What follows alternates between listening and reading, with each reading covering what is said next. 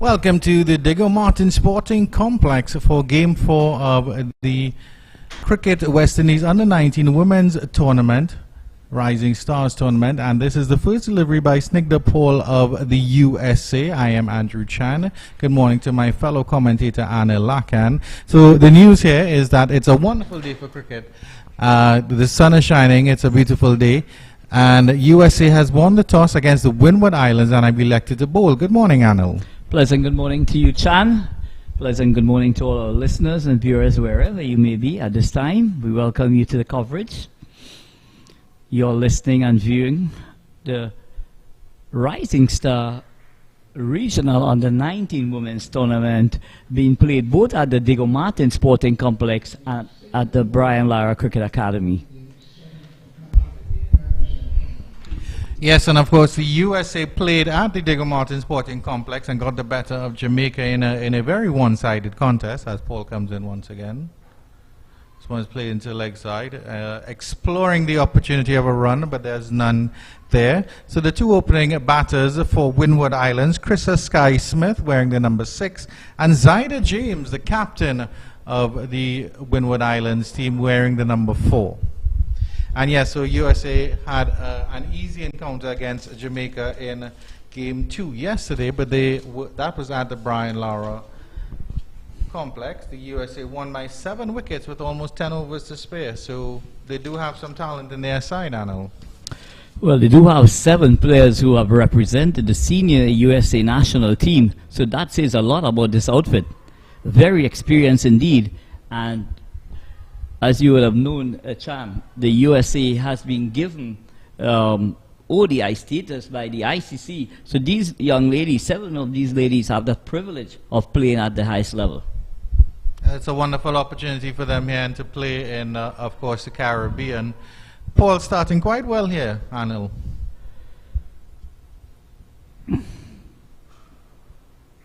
This one is driven back to the bowler.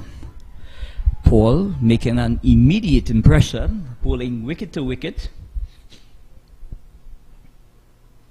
Seems to be a very clean action. Run up to the crease looks good. Yeah, she seems to be very smooth moving into the crease area. Nice repeated action as well. This one is on driven. It goes on to long on. So the first run for the Windward Islands outfit. So it's Smith who gets off the mark. So after over number 1, Windward Islands losing the toss and being asked to bat by the USA team, they are won without loss. So yes, this is Game 4 of the Cricket West Indies Under-19, the Women Rising Stars Championships. Of course, we were here yesterday for Game 1, where the Guyana outfit won by 9 wickets with 21 deliveries to spare, chasing down 63. And you were very impressed overall, Anil, with the level of cricket here. And we're already seeing good signs from the USA team and the Windwards that the quality of cricket is on the rise, especially in the women's game. So it's going to be a spinner to start from the northern side.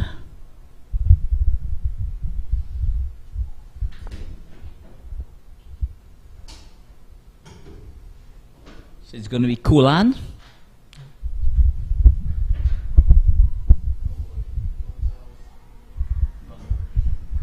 It's actually Taya Gonzalez,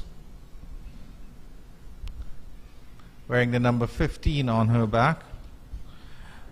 And there were some good spinners yesterday from the Guyanese outfit, Vinisha Ramnath and the captain Ashmini Munesar. That's a good delivery, and that's a caught in the covers, an appeal for a catch at the covers. The umpire says that delivery fell short.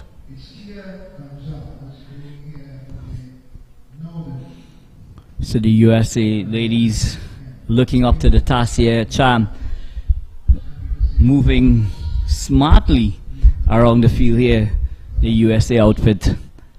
And of course they are coached by the legend, no other than Shivnarayan Chandapol. This will be the first sighting that Windward Islands captain Zyda James will get to see of the ball. And this is her team's first game in the tournament as well. The USA played and beat Jamaica yesterday in Game 2 at the Brian Lara Cricket Academy, but this is Windward's bow in the tournament. Zyder James is back and plays this one defensively of the pitch. Good line by Gonzalez, and that one was a little bit faster through the air as well. Yeah, just trying to find a feet here is Gonzalez pitching the delivery up. I felt that James should have been coming forward rather than going back. It was a full pitch delivery. This delivery down the leg side, and it could run very close to the boundary. It's going to stop just before the boundary. We'll wait for the signal from the umpire.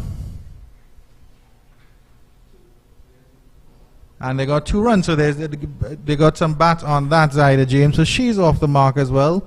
Sedate start here by Windwards, 4 without loss into the second over. So Gonzalez starting up really well, bowling wicket to wicket.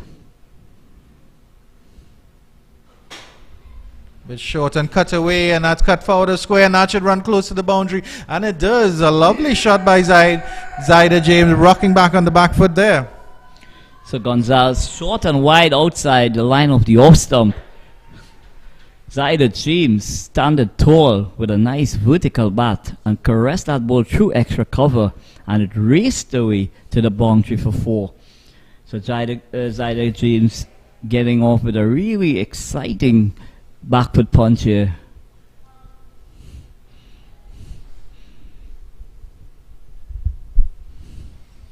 So Gonzalez, given the opportunity to explore any kind of spin that's on offer with the morning's preparation. And that last delivery a little bit faster and just outside the line of the off stump. Gonzalez will end the over. After 2 overs, Windward Islands 1-8 without loss after 2. Zyder James on 6 and Smith is on 2. So a steady start from the young off-spinner Gonzalez. Just dragging down one of those deliveries and being punished.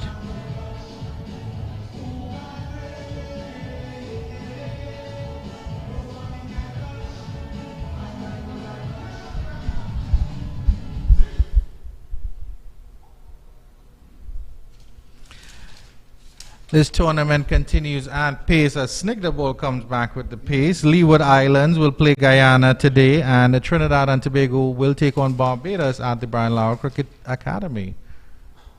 And it's a lovely flick into the leg side, and it's wide of the mid-on. They're pushing for the 2, and they'll get the 2 after a misfield here.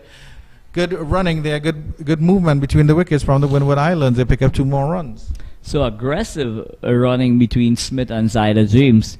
Zyder James on driving that ball to that long on position and were able to get 2 runs. So that takes the score on to 10. Windward Islands being asked to bat by the USA outfit. And another flick, this one, no run there. Looking for the single. It's good that the batters are looking for the single and looking for the quick turnaround in the strike. Well, Smith might be well advised to just allow the ball to come to her a bit later and try and assess the offside. That's a lovely flick into the forward of square region on the leg side, and that will go down to the boundary for a wonderful single. Fluid motions there from Smith on that one.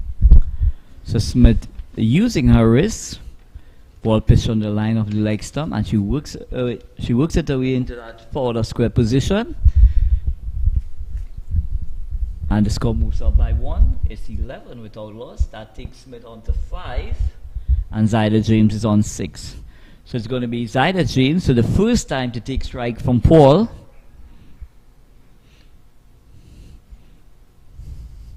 In the wilder world of cricket, Arnold, we saw the recent game between the recent test match between England and India, which was a fantastic one. Both captained by, well, an all-rounder in Ben Stokes and Jasprit Bumrah. After this delivery from Paul, I will continue my point. Well played forward by James, the Windward Islands captain, defensive on that one. But there was the consideration Well, there has been a lot of talk about batters, bowlers, and wicket keepers as captains. Who do you think is best placed? Because, of course, the Australians have a bowler now in Pat Cummins as captain. Craig Brackett is a batter. Former captain was an all-rounder, as per Stokes. Your thoughts on that? After this delivery, and it's a good delivery by Paul, and that speed everybody, and that will run very close to the boundary and will just now touch the ropes, and it's 4 byes, unfortunately, for the USA team, but the Windward Islands get 4 more runs. Good delivery by Paul, beating everyone. Excellent delivery from Paul, defeating the wicket keeper as well, and it goes into that final leg region for 4 byes. So the wicketkeeper will not be happy with herself at all, because that is going to be accredited to her name. So coming back to your question, Chan, I don't think, I personally don't believe it doesn't have to do anything in relation to whether you be a bowler, a batter, whatever it is. You know, once you've shown that maturity in terms of your leadership, then you should be given the opportunity to take that responsibility. Now, a lot of factors will go into the decision making, and one of those factors. And after 3 overs, the Windward Islands, apologies for cutting you off, Anil. After 3 overs, 15 without loss. We'll take a short break and be right back with more cricket commentary right after this. Some for me, it's a some for me. Some for me, it's a some for me. इन्हें cricket का शौक नहीं पर cricket का रोग, ऐसे खेलते हो ऐसे ये पूछते हैं लोग। जज्बा है, जुनून है, ये खेल नहीं सुकून है। हाथों में लिए बल्ला, सीने में लिए जोश, खेले हम क्रिकेट ऐसे उड़ा।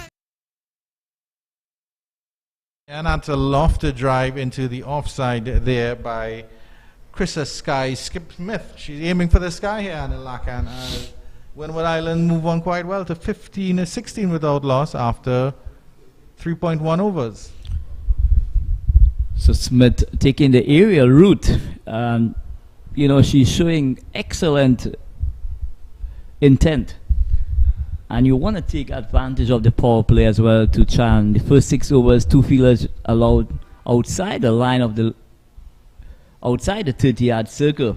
You want to take advantage of those fielding restrictions, and Gonzalez is bowling at a deep mid-wicket and a long one in place.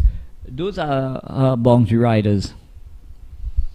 Just bowled a wide there, Gonzalez, and she comes back with this one and a good return delivery. Fast and low. Good job by the keeper there, stopping that one well behind the stumps. Zyder James looking to slog sweep that delivery from outside the line of the off stump, making no contact. So both these batters are showing a lot of intent, and it's really refreshing to see that they've want to take on this game.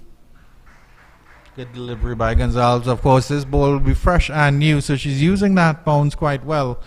And we've been very impressed with the spinners, Anil Lakan, and it seems like the USA has a good one on their hands here with Gonzalez. Well, in coach Narayan Chandapal, he would have assessed the conditions and recognized immediately that a spinning option at the start of the innings could be a very good option for this USA team. And that's a run out there. Zyder James pulled this one just behind square into the forward square leg region. She was coming back for 2, and unfortunately she's run out. Good fielding there by the USA. The Windwards lose their first wicket, 18 for 1. So excellent feeling at the backward square region there, getting in that throw very quickly, and that was a difference here, Chan, with the throw coming in very quickly. And you're seeing now that the bat was in the air when the bails were removed, Chan.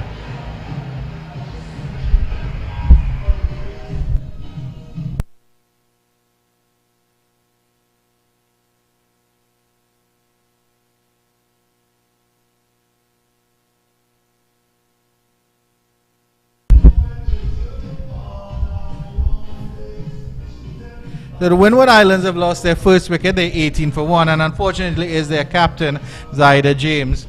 You have to credit them for trying to push for that second run. And we'll have a confirmation of the new batter's name, and that is Janelia Glasgow, is the vice captain. So vice captain replacing captain, and she seems to be a left-handed batter as well as the Zyda James that she replaced. But a good start from Windward Islands with 14 deliveries left, and Ilaka, and you'll really think they have to push in this power play now, despite the loss of this wicket. Well, it's going to take some assessment from Glasgow at the early stages of this innings. So Gonzalez not really spinning the ball that much, more of a slider, getting that ball to slide off the surface. This delivery is wide outside the line of the off stump, but that isn't called a wide, and she ends up successful over there.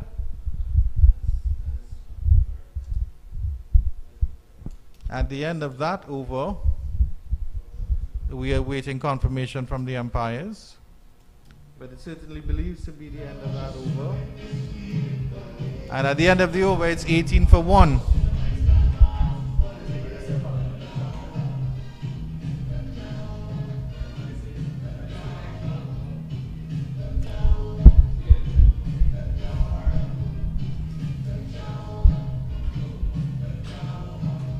So the Windward Islands 18 for 1 after 4 overs. Solid start by them. They still have opener Krista Sky Smith at the wicket, while Janelia Glasgow, who is the vice captain, has just replaced Zyda James. And Snigdha Paul continues from the Patrick Rampersad end, where she started. And she's bowled quite well, none for 4 of 2.0, 2 overs. Your thoughts on her action and her bowling? Well, Paul, very consistent bowling, line and length, and honing in on the stumps, and giving nothing away to the Windward Island batters.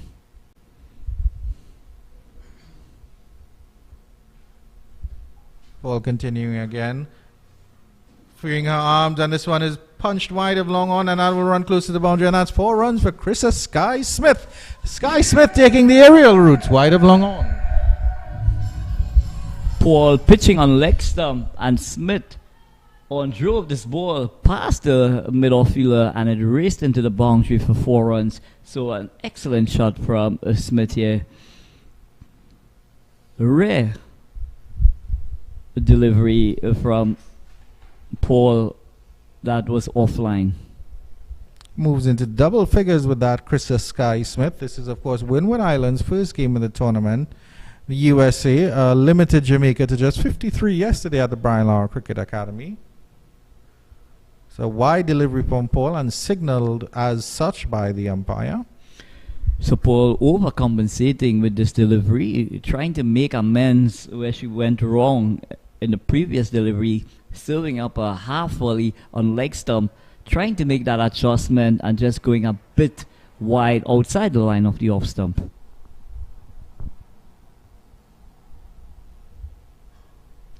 Flicked into the leg side, just forward of square, and there's no run there for Krista Sky Smith.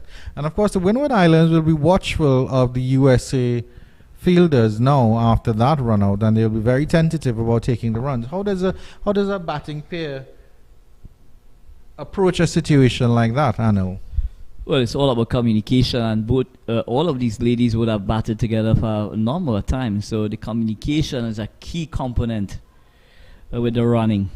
And this one is running down to third man, and that will be 4 more runs. So a good over here for the Windward Islands off the bat of Krista Sky Smith. 2 4s in the over, and some momentum here with Windwards.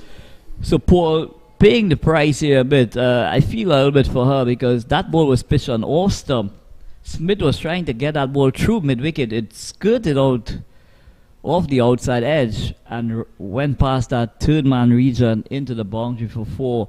So a bit of a luck here for Smith. Not playing totally convincing.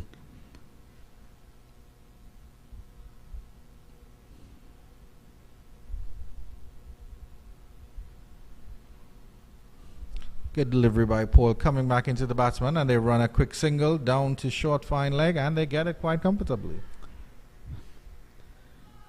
Excellent communication from Glasgow and Smith. Glasgow taking the opportunity, recognizing that the ball went between the fielders at that short fine leg region, and called her immediately through for a single. A perfect illustration, you have to say, of our conversation about running between the wickets. It's all about communication, but judgment has to be the order of the day as well. And comes with the judgment is the manner in which the batters are making contact with the ball child, in terms of if they're breaking their wrist, taking the pace of the ball, you know, it's going to help in that rotation. Good adjustment by Paul to the left-handed Glasgow to end off the over. And after 5 overs, the Windwards 28 for 1. Not a bad start by them. 1 over left in the power play. So we'll have to see how they approach the last over. And then, of course, the crucial middle overs after that, Anil Lakan. Well, having a look at the early exchanges in the first 5 overs, Chan, I am totally convinced that this USA women's team, they're a well-oiled unit. You know, they seem to know exactly what is happening in terms of their field placement, and the assessment in terms of their feeling has been on point. They are moving in quickly to the ball, and what is really notable is the fact that the fielders, whichever side the ball is hit, the fielders from the opposite side, they are moving in quickly to ensure that there's no overthrows as well. Yeah, credit to the Windward Islands as well. This is the first time they are playing in the tournament, as we have a change in bowling, and that new bowler is Lisa Ramjet. She will be replacing Taya Gonzalez from the Mario Belcon end, or the north coast end of this lovely Diego Martin Sporting Complex. And Krista Smith plays this one down into the short third man region for no run. So, I mean, we've seen the scores, Anil, of the games that have come so far. So do you think Trinidad and Tobago, with their massive win yesterday against the Leeward Islands, and USA are the two teams setting the pace in this tournament, as Ramjet comes in again? Good delivery, tucking up Smith. She's no chance for a single. Well, it's early stages in the tournament, just yet, Chan. So to make an assessment like that this early in the tournament, in my humble view, would be a bit premature. Noted, Mr. Lack, and politically correct as always, as Ramjet comes in with this one. And that delivery down the leg side.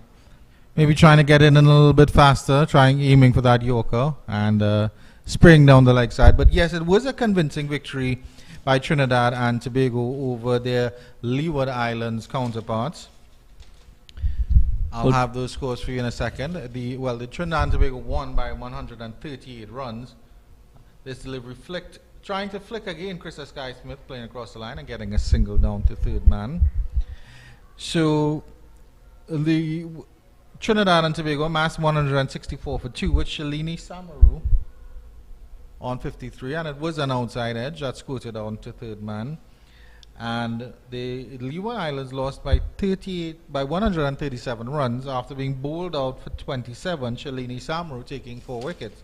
So clearly we have a budding all-rounder in the ranks on our hands. Well, Shalini Samaru, she's the captain of the Trinidad and Tobago ladies team. She bats left-handed and bowls a right-arm off-spin.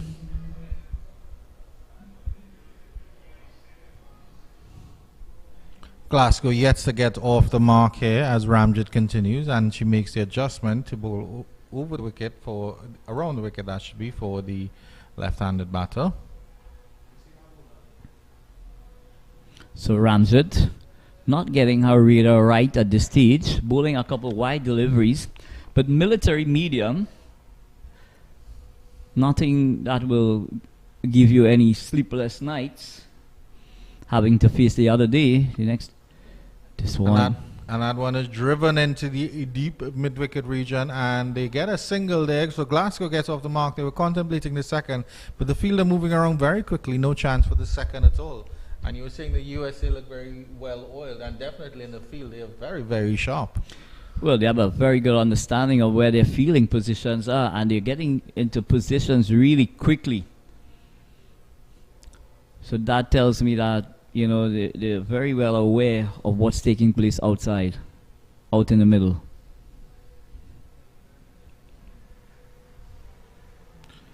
Ramjit with another wide again. It's not been the greatest over, but of course it is the last over in the power play, so she will be happy with that, at least that she hasn't conceded a boundary as yet. But those extras, of course, the Windwards appreciate them.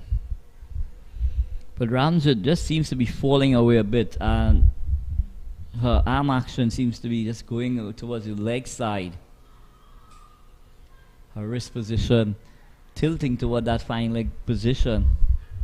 But she's come back really well with this delivery, talking up Smith. Coming back to your point about fielding, Anil, now of course when any team enters into the international arena of cricket, fielding is of course one thing. Trying to free her hands with this one, Smith, and we'll take a break and come back with more cricket after 6 overs. The Windwards 34 for 1. Oh, it actually is a wide delivery, my apologies.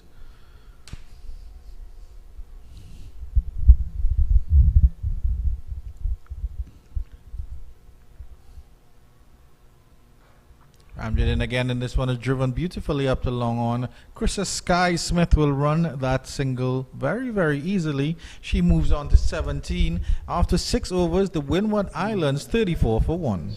So that completes the power play. Some for me, it's a some for me. Some for me, it's a some for me. इन्हें cricket का शौक नहीं पर cricket का रोग ऐसे खेलते हो ऐसे ये पूछते हैं लोग जज्बा है जुनून है ये खेल नहीं सुकून है हाथों में लिए बल्ला सीने में लिए जोश खेले हम क्रिकेट ऐसे उड़ाए सबके होश some for me it's a some for me some for me it's a some for me.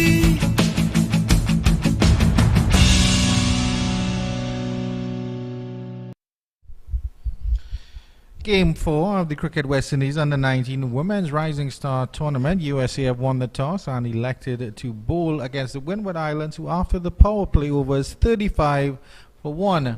Your thoughts on their performance so far, Anil Lakan? Well, it's even Stevens, if you ask me. USA have done really well to restrict the Windward Island batters to 35. But the Windward Islands, they are showing a lot of intent.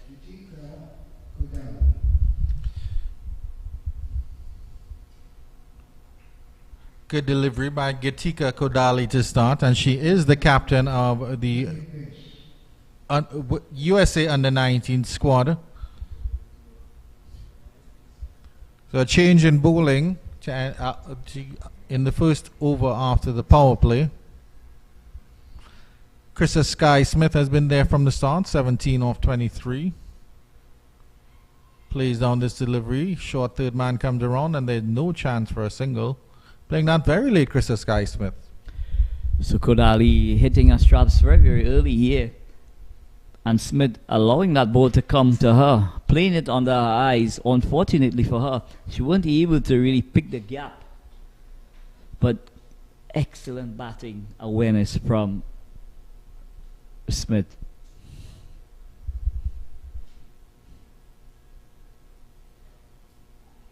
It's delivery down the leg side, and there'll be runs here for Krista Sky Smith. She came inside the line of that one and got it down to fine leg. That's 4 more runs. She moves on to 21. Brilliant batting. And it's leg byes actually. So skipper Kodali missing her leg here, going down the leg side, brushed the pad and eluded the keeper. It goes into the fine leg boundary for 4. So that's going to be a welcome boundary for the Windward Islands total as well. So skipper Kodali, she will want to make an immediate impression by at least trying to pry out one of these Windward Island batters. freeing her arms for this one and driving that one to mid-off.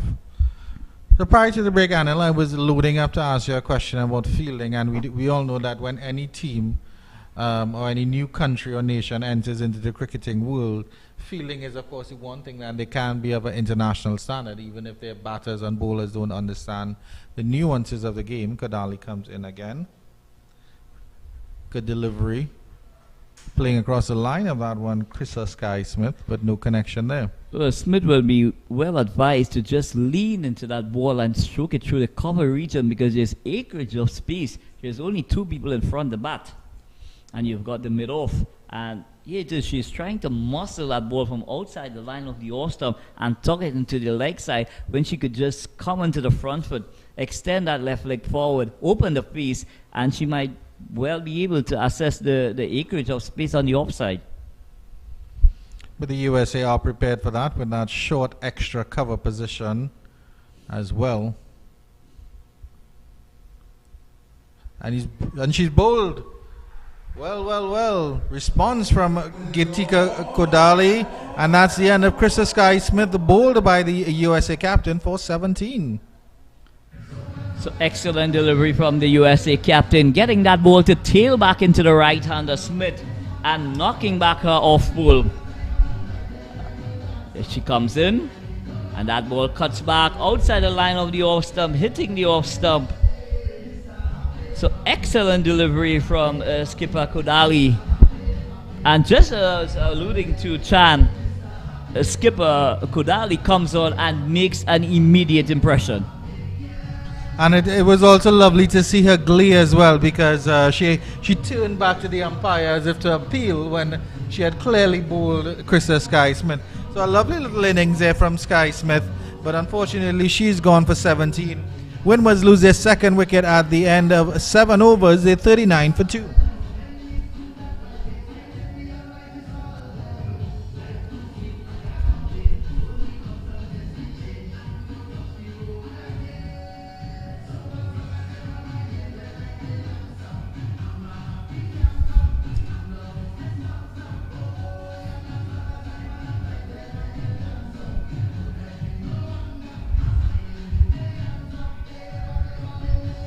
So the run rate hovering just about 5.6 runs per over. The USA will be quite happy with the start they have made. Controlling the scoring, the Windward Island batters, they seem to be wanting to take on the USA bowlers. But the USA bowlers, to their credit, they have been very disciplined in their approach, bowling wicket to wicket and really not allowing much deliveries to go into the striking zone of the Windward Island batters. The new batsman for the Windward Islands, replacing Chris's batter, that should be, apologies once again, is Namaya Marcelin. Ramjit continuing, and she will start with a wide from the north coast end. Windwards move up to 40 for 2 after 7. Ramjit might be well advised to start targeting the pads of these batters and then Chan, because what is happening, she's angling the ball away from the left-handers and it's going further. Movement away from the batsman this time, and still able to tug it down into the leg side for a single. So Ramjit will want to tighten up her line here, Chan. She wants to be aiming into the pads, and if she aims into the pads, she would be just about on about that middle and leg stump line, which would be really, really good for her, because she would be able to really take the levers away from the Windward Islands batters. And she'll have the additional pressure of a captain bowling, of course, on the other end, Gitika Kodali, who took I believe it was a wicket maiden, if not just for a couple runs in the over. Well, it's important to bowl in partnerships. On the back foot is Marcelin, pushes this one into the cover region, and there is no run. So Ramjit bowling to a third man, backward point, cover, extra cover, middle off, long on, deep mid wicket on the boundary, and a short square leg.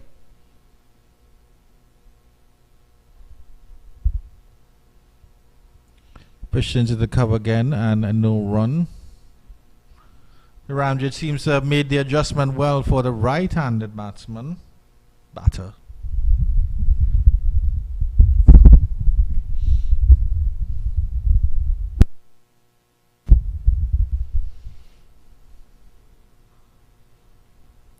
Attempted drive from Marcelin there, not making connection there.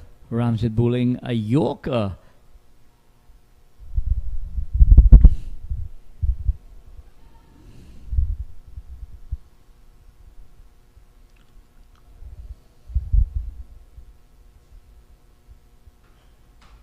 This one hoisted. Good attempt by Long off to stop, and they're coming back for the second after the misfield, and they'll get two quite comfortably in the end. So 2 more runs for Marcelin. She gets off the strike. She gets off strike, or she gets off, or she gets runs on the board for herself. So Marcelin taking the aerial route, going just over the middle fielder, and the fielder from Long On was helping her with the cleanup. So Marcelin is off and running. That takes the Windward Island score on to 43 for 2.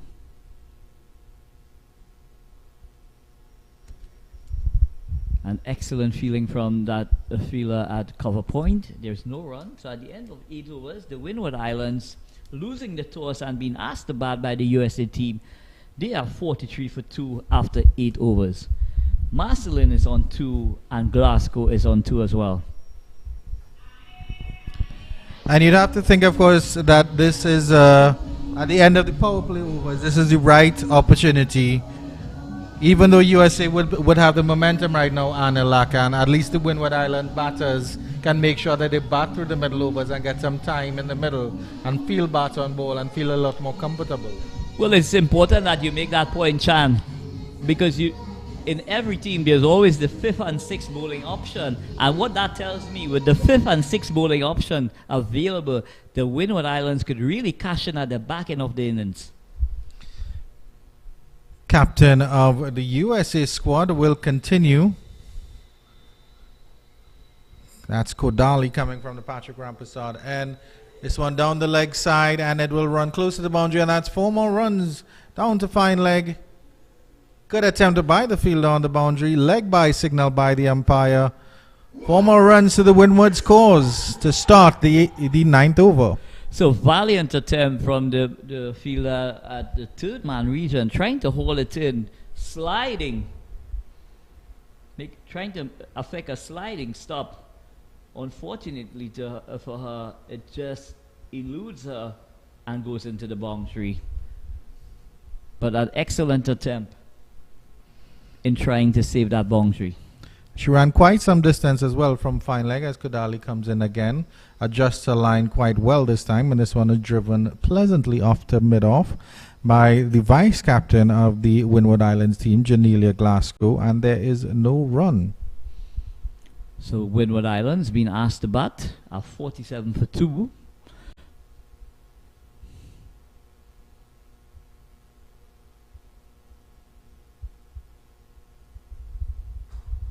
Freeing her hands again with this one driven firmly after mid-off, and they get the single. So good running here between Glasgow and Marcelin, the 2 batters making the effort to rotate the strike as best as possible. So excellent off drive from Glasgow, recognizing that the fielder at mid-off, was really trying to hang back rather than attack the ball, and that allowed her the opportunity to get that single quite comfortably. And again, excellent running from both these batters. Earlier, Krista Sky Smith was bowled by Kodali for 17.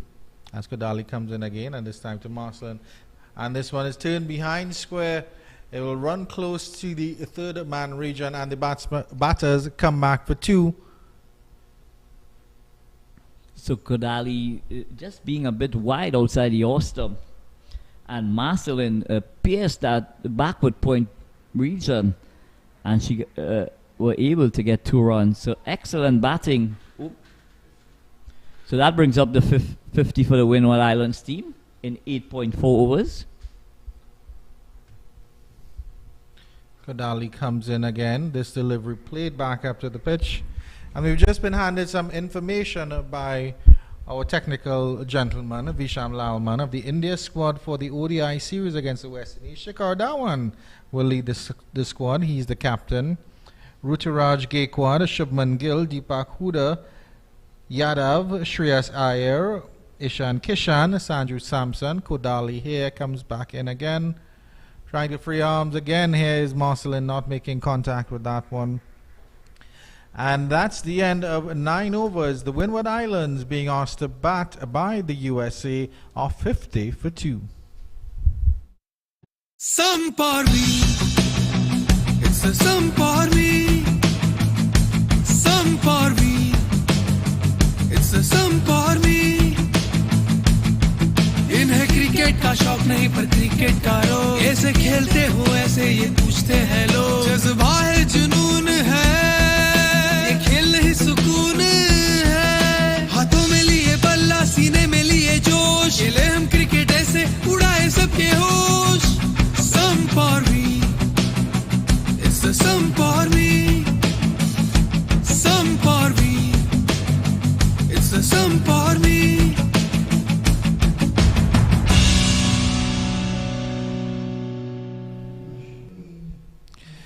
Windward Islands 50 for 2 after being asked to bat by the USA in this Cricket West Indies Under-19 Women's Rising Star Tournament. And it's a good platform here as I welcome back Anil Lakan to my fellow commentary position. Change in bowling here. Badri Raju comes into the attack and Janelia Glasgow welcomes her by hoiking her down to long on for a single. 51 for 2 now. So Badraju starting with a full toss. Glasgow should have taken a bit more advantage of that delivery, possibly going through that cow corner, lifting that ball over that cow corner position. She didn't get the contact, and it only results in a single. Yeah, so continuing with that Indian squad, so Sanju Samson, Rabindra Jadeja is vice captain, Shardul Thakur, Yuzvendra Chahal, Aksar Patel, Avesh Khan, Prasid Krishna, Mohammad Siraj and Arshdeep Singh. Badri Raju adjusting her line here for the right-handed batter. So Badraju, off spinner, being given the opportunity to bowl in the middle overs of this innings. So she must be highly rated by this USA team. That's well driven there into the extra cover region, and that will run away for 4. Lovely shot from Marcelin. That's her first boundary, and she moves up to 8. So Badraju, short and wide outside the line of the off stump. Marcelin caressed that ball, back punching that ball through the extra cover region. A valiant attempt by the cover fielder, but she was able to hold it in, and it raced into the boundary for 4 runs. So that takes the Windward Islands score on to 55 for 2, and Marcelin is looking really good on 8. With that, fielder goes back to the cover boundary. Another similar delivery here by Badri Raju. Not getting anything on that one, but those deliveries, Badri Raju's deliveries seem to be staying very, very low, Anil. And Marcelin might be well advised to start using her feet, getting that back foot across the crease and getting in line with the delivery so she can work it into acreage of space on the offside as well. Full delivery and drilled down to mid-off. So flighted delivery from Badraju. And I think she heard you because she at least got her foot down to the pitch of that one. She stretched that foot as far as she could. Janelia Glasgow, the Windward Islands vice captain, on strike here. And that's well played, and that they will push for 2 here. No, they won't. The long on fielder comes off the boundary very quickly, picks that up in a mid-on position. And that ends the 10th over. And at the 10th over, Windward Islands 57 for 2. So the Windward Islands making a steady start here at the Diego Martin Sporting Complex. Marcelin and Glasgow, they're getting into their work, but at the halfway stage, it's even Stevens, the USA team.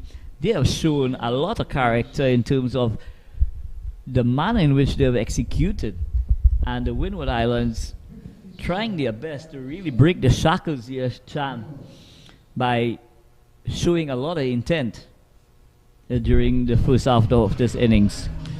I will take a short break while the teams have a drink, and we'll be back very, very shortly with more action from the Diego Martin Sporting Complex. Some for me, it's a some for me. Some for me, it's a some for me. इन्हें cricket का शौक नहीं पर cricket का रोग ऐसे खेलते हो ऐसे ये पूछते हैं लोग जज्बा है जुनून है ये खेल नहीं सुकून है हाथों में लिए बल्ला सीने में लिए जोश खेले हम क्रिकेट ऐसे उड़ाए सबके होश some for me it's a some for me some for me it's a some for me.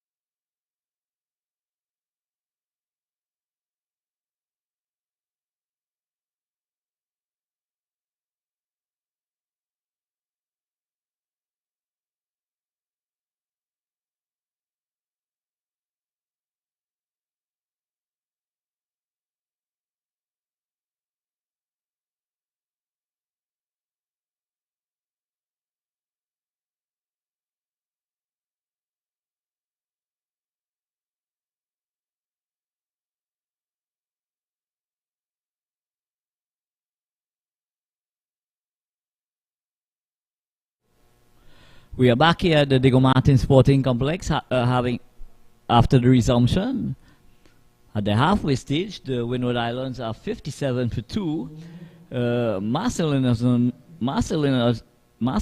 on 9, and the vice captain Glasgow, she's on 5. So it's going to be Glasgow to take strike.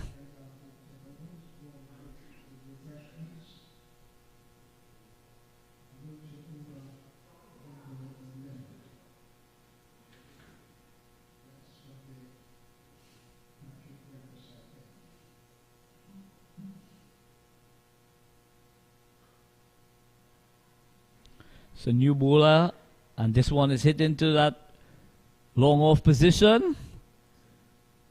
Excellent feeling on the boundary.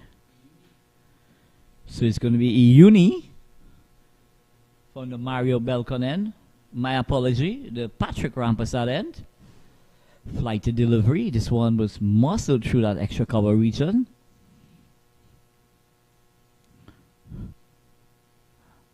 This one is driven out to that cover point region. There's no run. So Glasgow looking to show a lot of intent here. Flight to delivery from Uni. An excellent feeling from the skipper at that extra cover region. Anticipating well and moving smartly to her left and making that save. This one goes into the backward square region. They're going to come back for 2. So excellent running from both these batters, Glasgow and Marcelin. Marcelin recognizing that a second was on, she called Glasgow through, and they made it quite comfortably in the end. So I'd like to say good morning again to Mr. Chan. Good morning, Anil Lakan, and good morning to all our viewers watching this broadcast, courtesy 360, Cricket 360, of the Cricket West Indies Under-19 Women's Rising Stars Championships here. Sai Ayumi is the new bowler, replacing Gitika Kodali, her captain, who bowled quite well.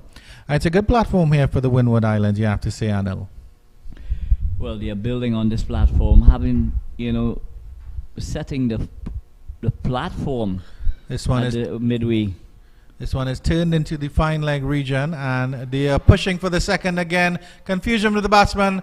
The other batter is now making her way to the crease. A despairing dive there, and the both batters are in their crease safely. And what a wonderful gesture by the USA wicketkeeper, lending whatever support she can for Glasgow. And one of the batters seems to have done themselves an injury here, as the physio is running out. And that is Glasgow. She seems to be rubbing her chin. She may have just injured her chin when she dived back into the crease. Well, it seems, Chan, that the helmet, the grill of the helmet, with the impact when she fell, when she slid, possibly impacted just under that area there, under that cheek area there. But she's up. She's up. She seems to be in good spirits. The physio is doing some running repairs. And she will take some refreshment here. It's good to see her, of course, up on her feet, and we hope that there is no lasting injury or damage. So umpire Williams just ensuring, and her colleague, just ensuring that Glasgow is capable of continuing. So looking at it again, a comedy of errors where the running is concerned here. Glasgow, having turned at the non-striker end, she was totally convinced that there were 2 runs on offer, but Marceline seems to be a bit apprehensive in wanting to go back for that second run. Chan, your thoughts? Well, they almost collided, and then Glasgow's... I think she's had a bit of plaster applied to that chin as well now, because her helmet fell off. So I mean, it's a bit of a scrape, but you have to say it's lucky that they didn't collide, and then both batters could have been run out. Excellent fielding once again by the USA outfit as well. But I tell you what, Chan, Marceline was ball watching, and that is what contributed to the confusion. Glasgow, having touched down at the non-striker end, she was convinced that 2 runs were on offer, but Marceline was caught ball watching, and that almost contributed in that collision there. Glasgow, of course, now needs to settle herself and ignore the possible throbbing pain in her chin and resume battle for her team and her region. Shedding blood, sweat and tears for the love of the game, Anil. Yeah, putting a high price on her wicket is Glasgow. She was diving away into the crease, and kudos to her. Last delivery from Ayumi for a eventful over, and it's a no ball, so it'll be a free hit. Well, the no ball was contributed to the fact that the ball bounced more than twice on the pitch. So Glasgow has the opportunity to extend her arms. Dancing up the pitch, and she's pulling that one down to long on, and they'll just get a single. Marceline is urging for the second, and they get it after the misfield. So an eventful over there to end off the 11th over, and after 11 overs, Windward Island 66 for 2. And I'd also like to point out something, Anil, that I noticed while Glasgow was laid down on the pitch and flat on the pitch, she still looked around to make sure that Marceline had gotten into her crease on the other end. So it's good looking out from her teammates' perspective. So great awareness, even though she was in a lot of pain, having dived in to secure her wicket. She was also concerned as to what was taking place at the non-striker's end. So Glasgow, being the vice captain of this Windward Islands outfit, she's got a huge responsibility, Chan, from a batting perspective now, because she's timing the ball really nicely. So these two batters have been there since the 7th over when the Windward Islands lost their second wicket. They lost their first wicket in the 4th over, so they're building quite well. Both batters moving into double figures now. Marcelin just on 9. Glasgow, the captain, she came in at number 3. So just a hint of spin here from Badraju. Very slow through the air. And I'm still saying to you, Chan, that Marcelin should be getting that back foot across the crease and trying to break her wrist and get a single, try to get that rotation.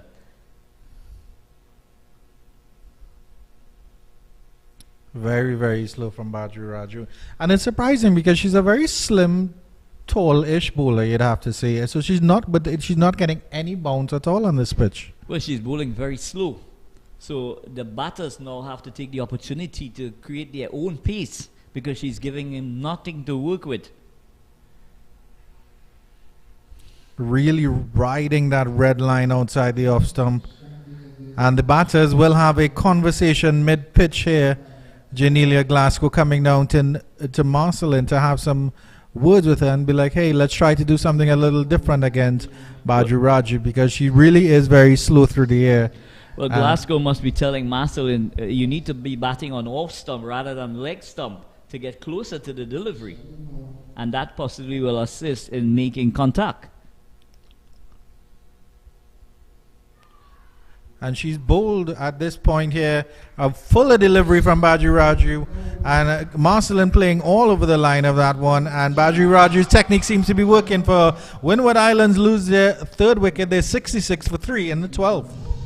Excellent delivery from Badraju, flighting that off break, going between bat and patch. She opened up the gate of Marcelin and she knocked back the sticks here at the Diego Martin Sporting Complex. So the Windward Islands losing their 3rd wicket at 66 for 3. Marcelin goes for 11 and Glasgow is batting out in the middle. She's on 13 from 16 deliveries. So the run rate just hovering around that 5.7 mark, Chan. What's your thought going forward from a batting perspective? If you were the coach of this Windward Islands team, how would you approach the next 8.2 overs? Well, certainly, as the new batter goes out to join Janelia Glasgow, and that is Danella Crease. So Danella Crease will join her vice captain to do battle. And certainly, of course, they would want to consolidate in these middle overs, at least get up to the 15th, you would have to say, turning the ball around, getting the strike up. If they can get to 80 or 90 by maybe the 15th over, then they can look at getting 100, 120. So what's going to be the role of Crease here?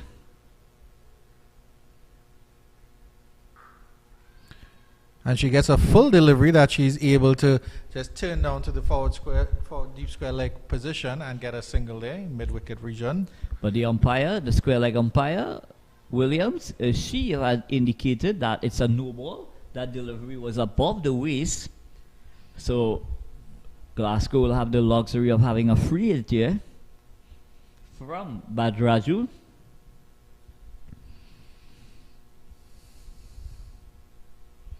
Has to adjust for the left-hander as well.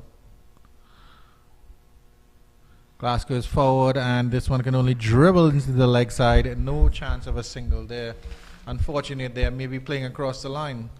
Well, Glasgow trying to muscle the ball, and it was more bottom hand than anything else, and that resulted in the ball being tugged into that short square leg position. Had she used the top hand and tried to go straight, she possibly would have made a lot more contact with the full face of the bat. She's back for this one and playing it back up to the pitch, the short mid-off position. There is a no run. And at the end of 12 overs, the Windward Islands have lost their 3rd wicket. They are 68 for 3.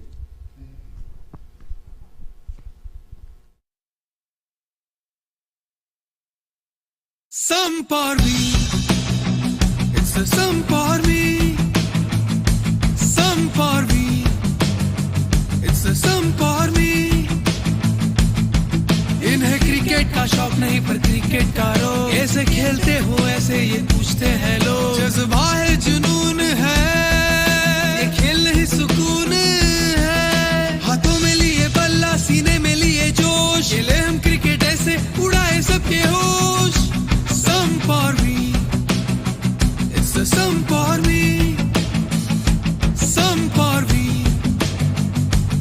jump for me.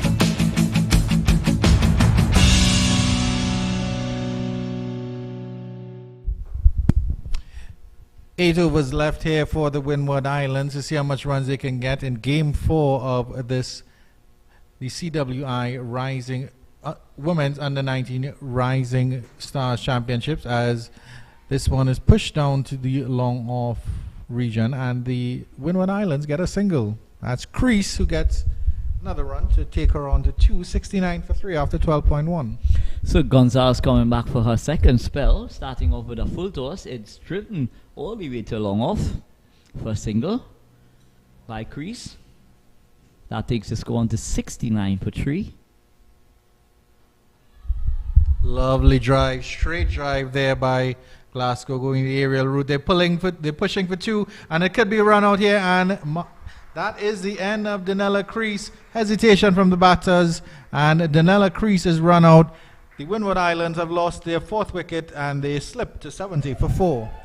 But excellent feeling from the fielder at long off, covering a lot of ground to her left and getting a strong throw back into the bowler, and she was able to affect that run out. So the USA making further inroads into this Windward Islands batting lineup, but courtesy some excellent fielding.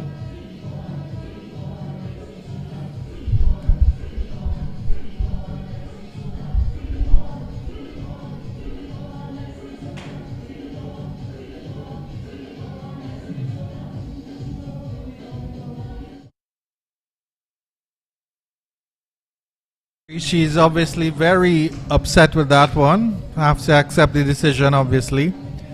And the new batter is Nisha Cherry coming out, wearing the number 25 on her back. She will be at the non-strikers end.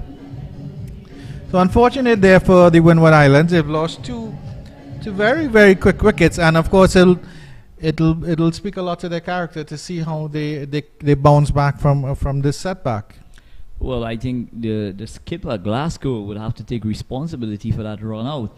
Having been at the non-striker end and calling for that second run, and a lot of assessment needs to take place there as well, Chan. And she's responded by pulling this one down to fine leg for 4 runs. A shot of anger maybe from Janila Glasgow for running out her teammate, but 4 runs down to fine leg.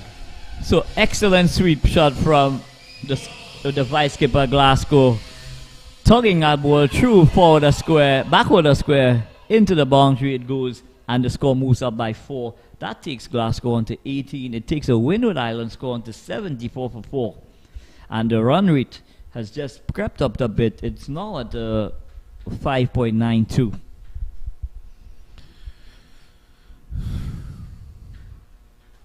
Driven this one back to the bowler, and she's running up the pitches. Glasgow halfway up the pitch, but sent back by Cherry. Wise decision there, and Glasgow acknowledges that, apologizing to her teammate. She doesn't want to be involved in a next run out here. But Glasgow just seems to be losing the plot a bit here. There's never a single here, and she was all over the place. And this one, she's tugging down to the deep mid-wicket region, and there will be 2 here. They're running very hard for the 2, and it's a comfortable 2 in the end. So the 2 is always on there. And as you mentioned, Anil, it's all about judgment when you're taking that run. Yeah, Glasgow clipping this ball into the mid-wicket region and immediately calling for 2 runs. So excellent batting from Glasgow. That takes the Windward Island score on to 76 for 4. Glasgow moves on to 20. So a lot is going to be depending, this Windward Islands lineup. They're going to be looking forward to Glasgow at least trying to bat deep into this innings here, trying to give them some respectability where the score is concerned. And she's attempting that sweep shot again. That's a wide delivery down the leg side by Gonzalez. So Glasgow possibly telling herself she's possibly missed out again on this occasion.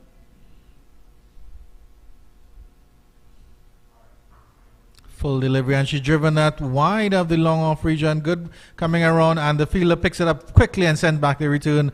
And that's good judgment there from their from the batters not taking that second run. At the end of 13 overs, the Windward Islands are progressing to 78 for 4. That run rate up to that 6 and over mark. Well, lovely athletic feeling from the fielder at long off, moving to our right, about 10 meters to our right, and get a rifling a throw back to the bowler. So if there were any consideration for a second run, that was quickly quelled by the manner in which that ball was hurled back into the bowler's rein. So despite the loss of those 2 wickets in the 10th and the, well, actually I should make it the 12th and the 13th over, the Windward Islands are still progressing quite well on the back of Janelia Glasgow's 21, the vice captain batter, doing quite well here, as Badri Raju resumes action from the north coast end. Full delivery there, and that's hoiked away wide of the long on region and will run into the boundary for 4 runs. Full delivery, and Glasgow making the most of it here. So Badraju bowling a full delivery. Glasgow muscling that ball through into that cow corner boundary, and she gets 4 runs. So badly lined delivery from Badraju and paying the ultimate prize. But Glasgow, with perfect execution, bisecting the mid wicket and the long on and getting a boundary. So Badraju responds, and this one she's trying to sweep that delivery. Didn't make any connection with that one, Glasgow. So Glasgow seems to favor the sweep shot against the spinners, which is a very effective shot batting against the spinners, Chan. So providing Windward Islands don't lose any further wickets, Anil, what do you think is a competitive score after this delivery from Badraju? Trying to free arms again there, Glasgow almost losing balance but still staying within a crease. Well, Glasgow needs to at least assess the situation a bit better. Being in control now is Glasgow. She just needs to measure her approach in terms of how she executes.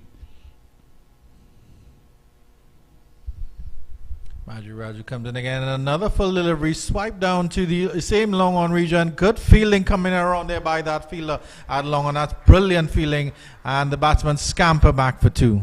An excellent running from both Cherry and Glasgow, getting back quickly for 2 runs there. So Badraju silling up some lollipops, as we would say. Wonderful sliding stop by that fielder at long on, covering that ground magnificently.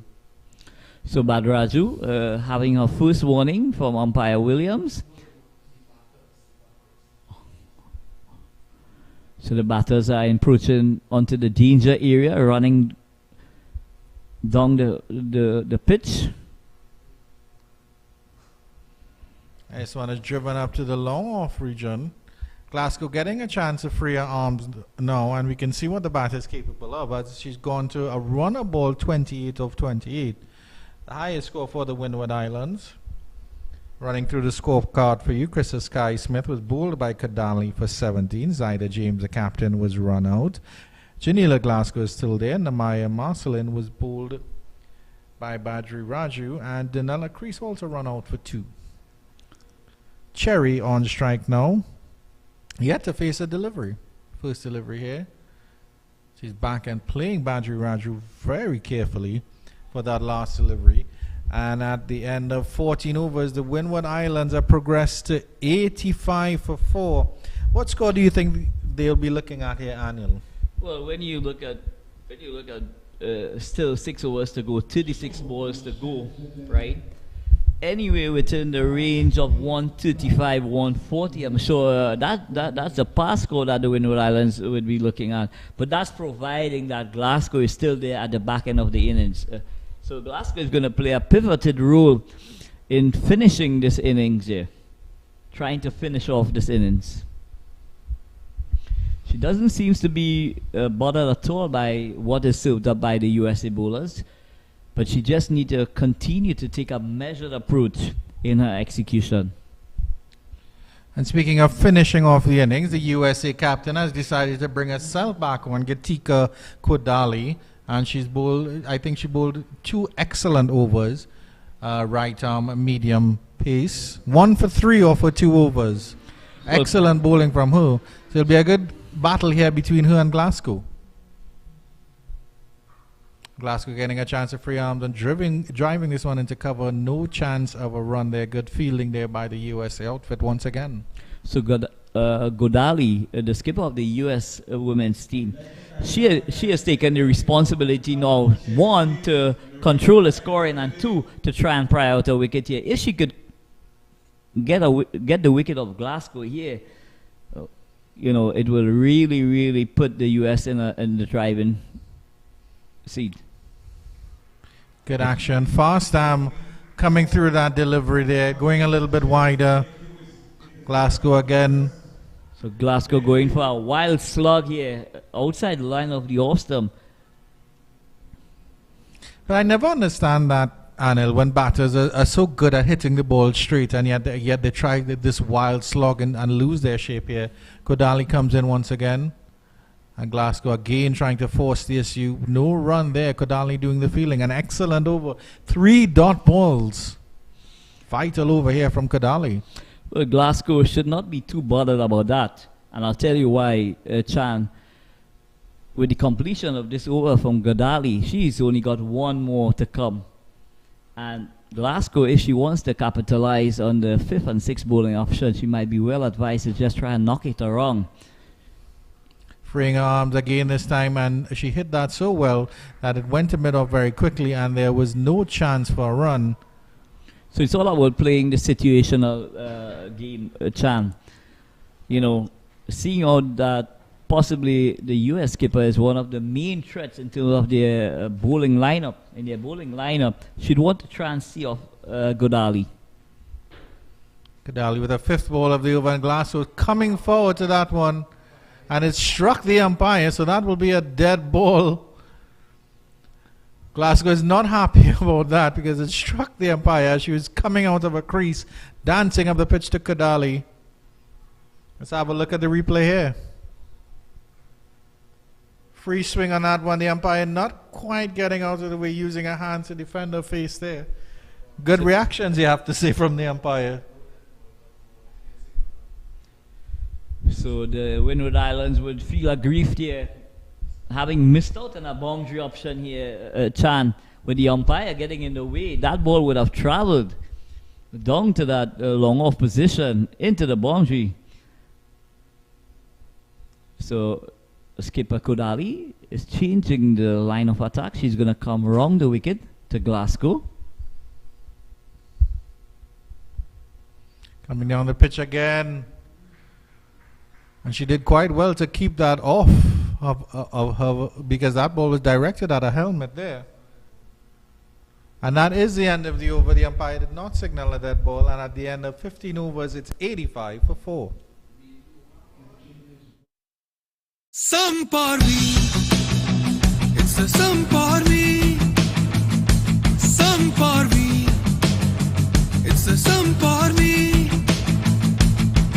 इन्हें cricket का शौक नहीं पर cricket का रोग ऐसे खेलते हो ऐसे ये पूछते हैं लोग जज्बा है जुनून है ये खेल नहीं सुकून है हाथों में लिए बल्ला सीने में लिए जोश खेले हम क्रिकेट ऐसे उड़ाए सबके होश some for me it's a some for me some for me it's a some for me.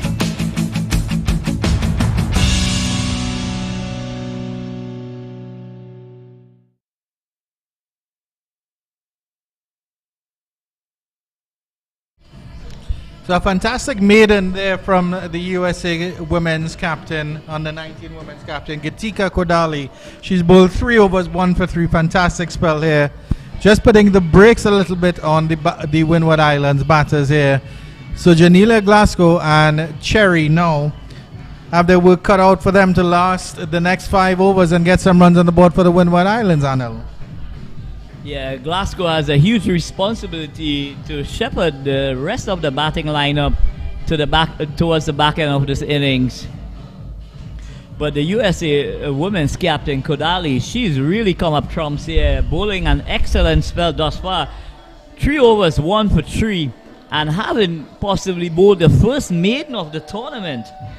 You know, what she had done, she hasn't gotten a wicket, but she has really put the brakes on the scoring. And normally, when you put the brake on the scoring, the batters tend to want to manufacture some kind of scoring opportunity. So it's going to be left to Cherry immediately to try and get her off strike, to get Glasgow back on strike as quickly as possible. So Cherry's role here is a very critical role here, Chan, ensuring that Glasgow gets the majority of the strike until she works herself into her innings. And the umpire getting some treatment on her arm here because she was struck on the arm by Janelia Glasgow, who's dancing down the pitch to get some runs off Kodali. So injury, a small injury to the umpire, and then Glasgow is watching on as well because, of course, she's apologizing, and I think there's smiles between the umpire and the batter here. Glasgow, of course, sporting her own injury.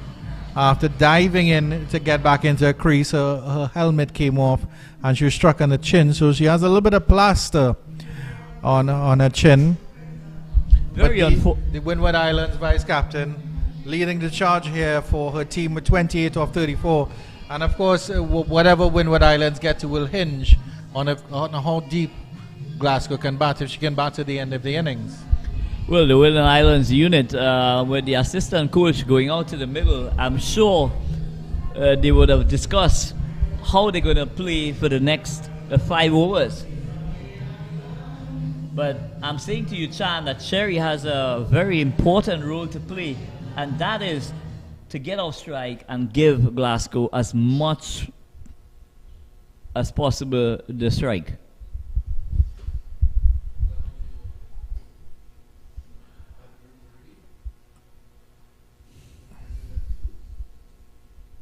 It will be Badri Raju to continue, and the only way you can describe is as slow right arm because she's very, very slow. A full delivery here. Cherry tugs that off across the line and pulls it down to long on for a single. Glasgow gets back on strike. Cherry gets off the mark. So Badri Raju continues to serve up her lollipops. Let's see how Glasgow deals with her.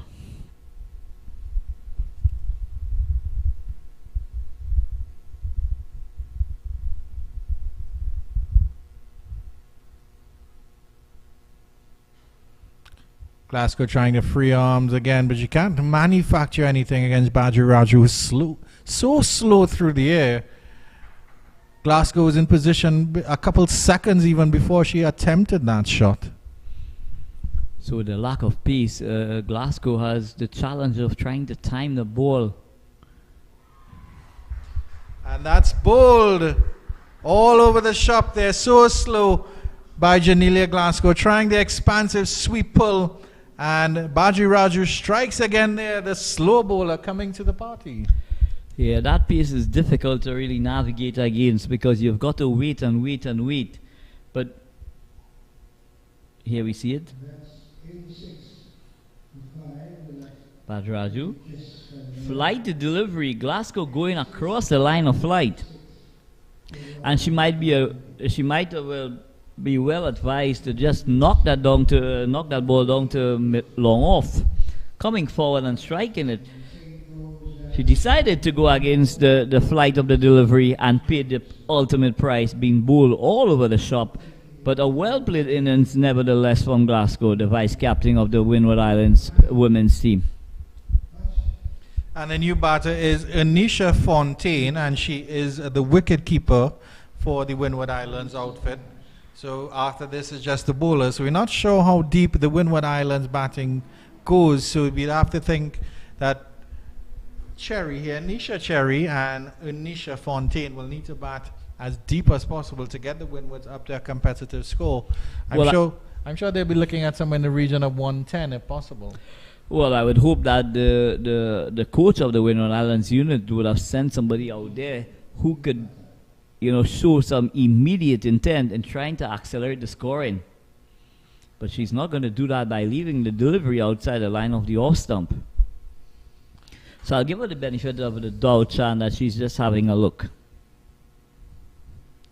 Badri Raju 2 for 17 with 3 deliveries left in her spell. Slow right arm bowler. Flight to delivery again. Fontaine is solidly out of this one, defends it back up the pitch. So the Windward Islands here not going anywhere this time. The scoring rate has basically stopped. And kudos to the USA bowling unit, the skipper Kodali. She set the tone in the last over by bowling a maiden, and Bhattaraji here, doing an excellent job here.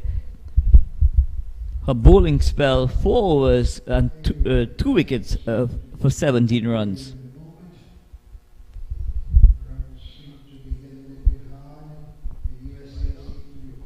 And at the end of 16 overs, the Windward Islands are 86 for 5. Badri ending her spell with 2 for 17 off the 4 overs. And it's an excellent mixed bowling lineup from the USA. Badri Raju clearly slow through the air. Gatika Kodali good with the seam up, and then Taya Gonzalez, a spinner as well. As Kodali, I believe, will be coming on to bowl her final over here.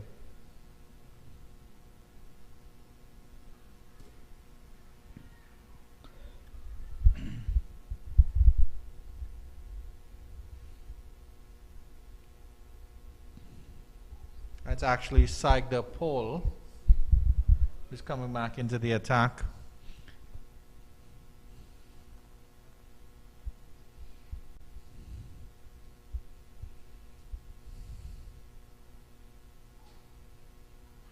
So Sagda Paul just hugging that off stump line, going past the outside edge of Fontaine's bat. So Paul going for 14 in her first 3 overs. Coming back for her second spell. So Kodali ringing the changes for the US national team here. Powerful drive there by Cherry, and that should run close to the boundary. The fielder's coming around and stops. He uses the foot quite well to stop that one. And the batters will come back for 2. Good shot there by Cherry through the extra cover region. Pleasant extra cover drive from Sherry, just leaning onto that delivery and caressing it through the extra cover region. But the fielder from the cover boundary, she made excellent movement in recovering that ball. Good delivery by Paul, and that fielder on the extra cover boundary is Giovanna Aras, wearing the number 18. So Aras moving about 10 meters to her left and ensuring that ball didn't go into the boundary. So this USA team is a very well-oiled unit. And when you look at them feel, it's really refreshing. Delivery outside the line of the off stump, and Cherry flirting with that one. But Sagda Paul has decent enough pace that will keep the batters honest out there in the middle. Well, she's keeping them honest, but Sherry needs to do something different. She possibly needs to take a few steps down the track, try and put off Paul as much as possible, move around the crease, do something different, show some level of intent.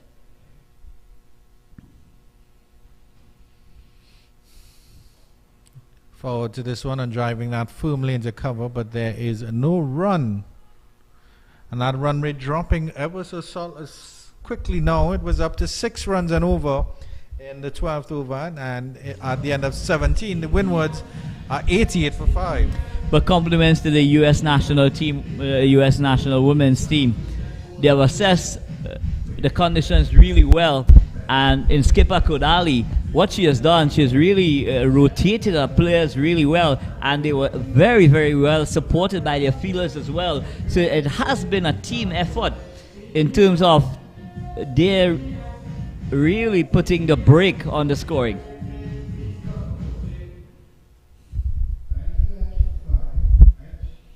So the USA continues to apply the brakes to the scoring.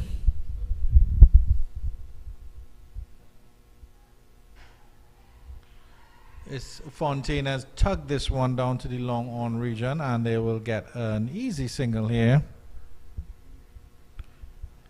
As Taya Gonzalez comes back from the North Coast end, none for 20 off 3 overs. Well, it'll be none for 21 after a single of that first delivery.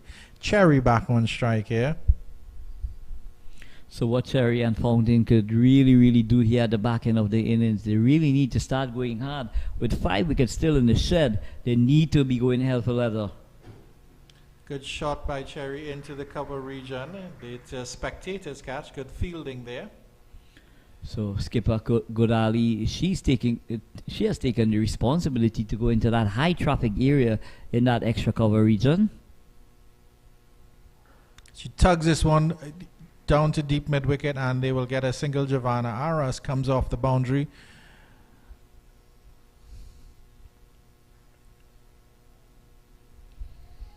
Windward Islands move up to 90 for 5 now. 2 batters, Nisha Cherry and Anisha Fontaine.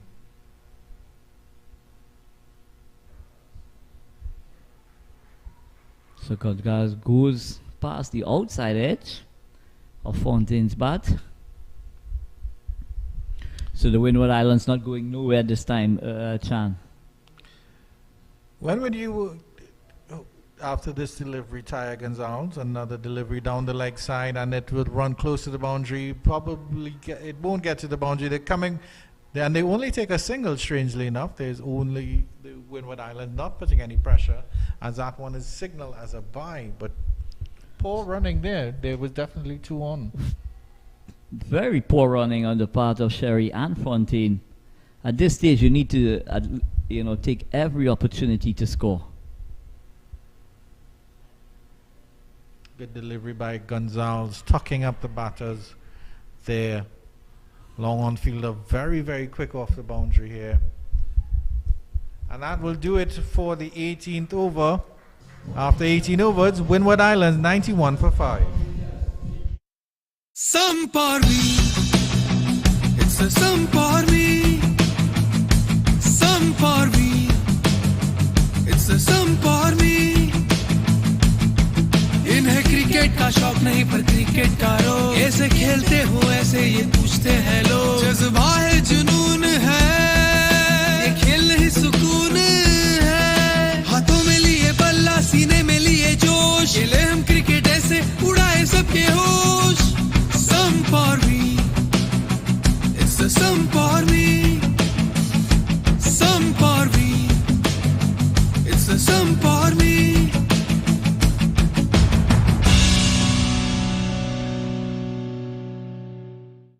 2 overs left for the Windward Islands as action continues here at the Diego Martin Sporting Complex. So one is hoiked into the third man region and will run very close to the boundary. Good work by the fielder.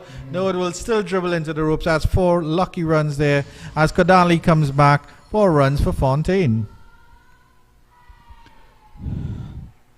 So Fontaine carving that ball over that backward point region. Kodali, so excellent attempt to hold it in. Unfortunately for her, it dribbles into the boundary.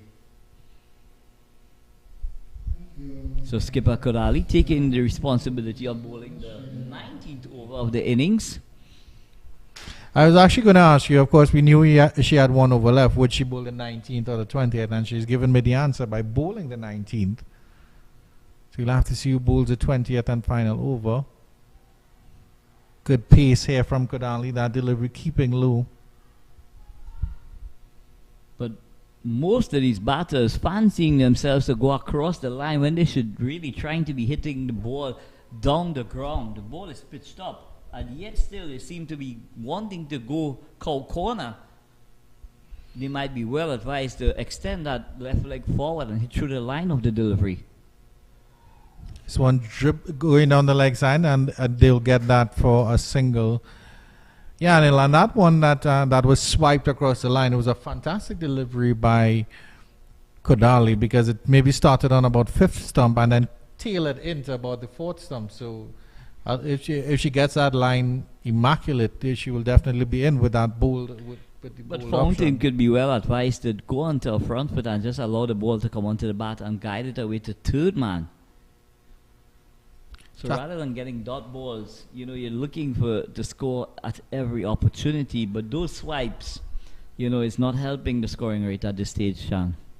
But a fantastic bowling performance by the USA captain. She's leading from the front here, 1 for 7 off 3.4 overs, just 2 deliveries left. Trying to create some room here, Cherry. But she's getting that ball to come back into the right-handed batters, and that's tucking them up, and they're not getting the chance to free their arm at all. So I think that's why they've been forced to swipe across the line. They're not sure how to play her. 1 delivery left. And the batters will get a little bit lucky here. That one runs down to the third man region. It's just a single. Kodali will end with 1 for 8. Oh, it's actually a wide delivery. So 1 more delivery left in the 19th over. Good bowling by the USA captain. Excellent bowling from Kodali, taking the responsibility to bowl in the 19th over.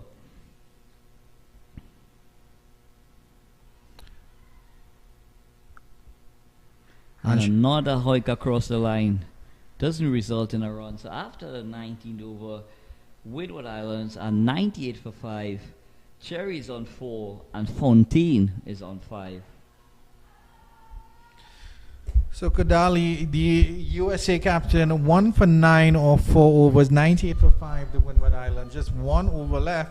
Of course, they'll be hoping to get up to that 100 mark. So Cherry and Fontaine here will really have to chance their arm and see what they can get here in this final over.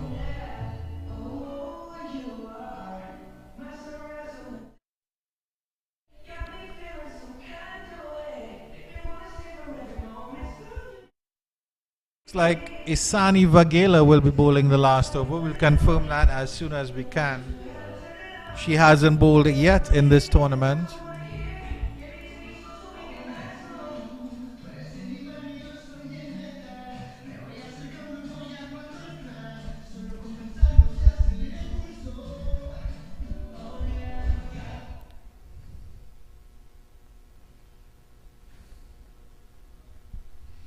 That will be Vagela. Seam up. Good stop there by the fielder at the gully region, and it's a good throw in, but still a run to start the last over. So excellent feeling from the fielder at the backward point region, quelling any attempt for a second run.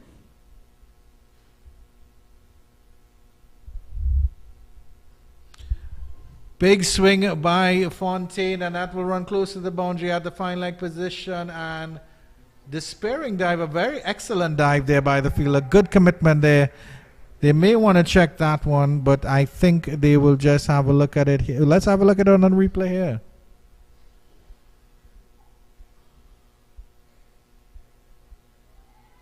I think that was clean, Analakan. Excellent feeling there from the fielder at that short square leg position.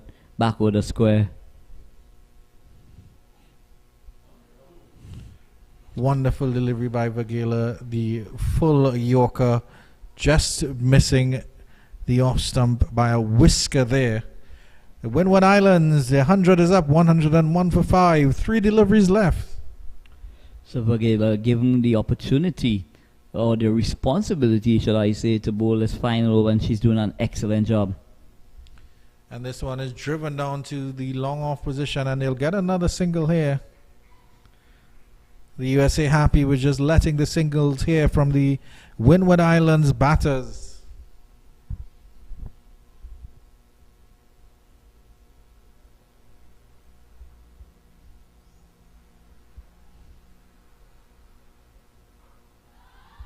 Tugged across the line of this one as well, and this will be another single down to the long on region, dealing almost exclusively in singles here, the Windward Islands. But we were pitching the ball up and asking the batters to hit down the ground. And that's what you want. You bowl full and straight, you cannot hoik it around. You have to hit it down or you miss, I hit. Fontaine moving across the crease, and that one is struck high in the air. It's a diving attempt by the fielder coming in from long off. It was a valiant attempt, but the batters still crossed for two there. Sprawling dive there by long off, and the Windward Islands will end their 20 overs here after being asked to bat by the USA at 105 for 5 in their 20 overs in this Cricket West Indies Rising Stars Under-19 Women's 20 Championships. So, excellent finish to the innings from the USA team. A valiant attempt from the fielder coming off the long off boundary. So the Windward Islands closing on 105 for 5. And I tell you what, Chan, this Windward Islands team is possibly short by about 15 runs in this contest, in my estimation. So the USA need 106 to win here. We'll take a break at the Digger Martin Sporting Complex, and we will resume coverage in about 10 minutes and see the USA's response to this total. Some for me, it's a some for me. Some for me, it's a some for me.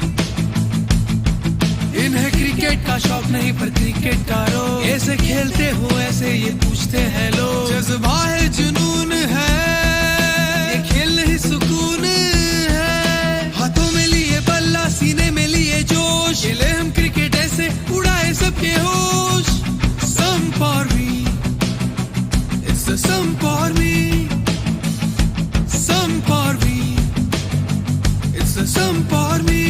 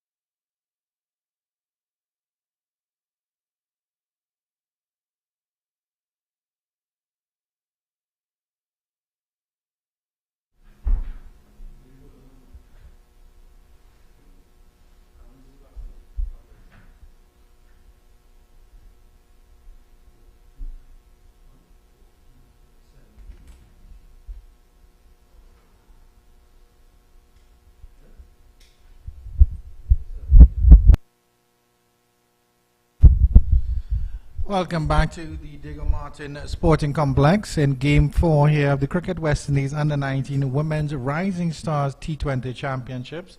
USA need 106 runs to win from 120 balls after the Windward Islands posted 105 in their allotted 20 overs.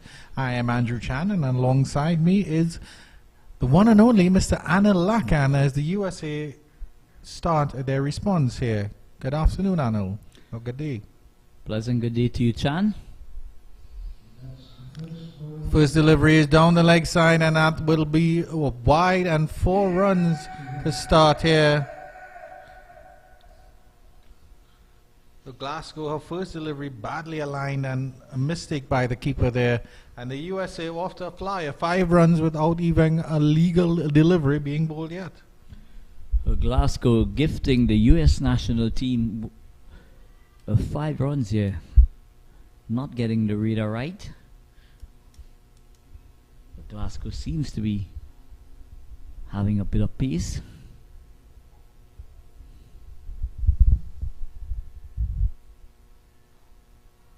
And this one turned into the leg side by Vagela. It'll run close to the boundary here. They'll get 2 runs here. So a easy start here for the US. And the 2 batters showing some momentum already. Yeah, Vagela looking very organized. Getting into line and working that ball through that mid-wicket region. So the boundary riders for Glasgow. She has a third man in position and a deep extra cover on the boundary sweeping. So she's bowling with a slip, a backward point, third man, extra cover, sweeping cover. Mid-off, mid-on, mid-wicket, and a short square leg. So no fine leg in position for Glasgow. So it's telling me that her line of attack is going to be just on about that off-stump line.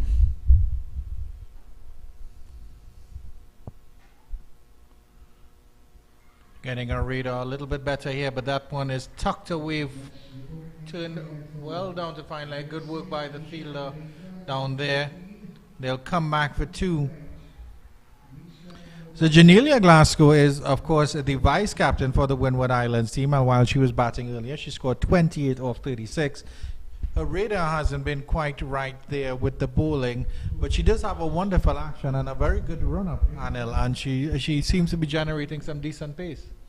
Yeah, she is generating some pace, but I'd be tempted to move that extra cover, that sweeper cover, and put that, shift that fielder from square leg into that fine leg region and get some protection there immediately.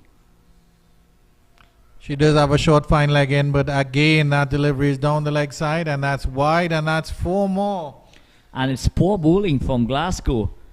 Having that pace, you need to have that. You need to have that fine leg in position. So it's 14 runs too late, if you ask me, Chan, that the fine leg has gone into position. Yeah, the fine leg is finally into position now. USA 14 without loss. They're off to a flyer after 3 deliveries. Glasgow really needs to get her radar right here.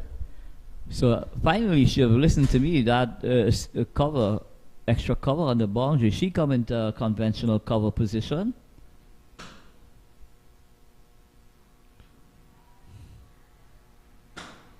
And the USA batters do have acres of space on the leg side, because there is a mid-wicket fielder and then the fine leg, and then of course your mid-on fielder. So Glasgow really needs to get her line right here, because anything on the leg side, and it can be easy runs here for the USA batters.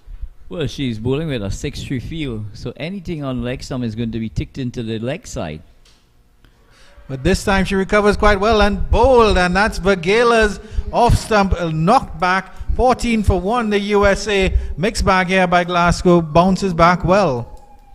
Well, an excellent delivery from Glasgow, beating Vagela, all ends up, and it cannons into the sticks here.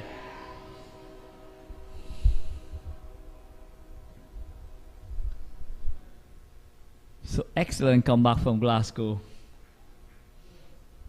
And that's one of the advantages when you have peace, the Chan. At any point in time, you could have an immediate impact. Well, credit to Glasgow because obviously she started very badly, but clearly she has the mentality and the fortitude to come back and get her deliveries online.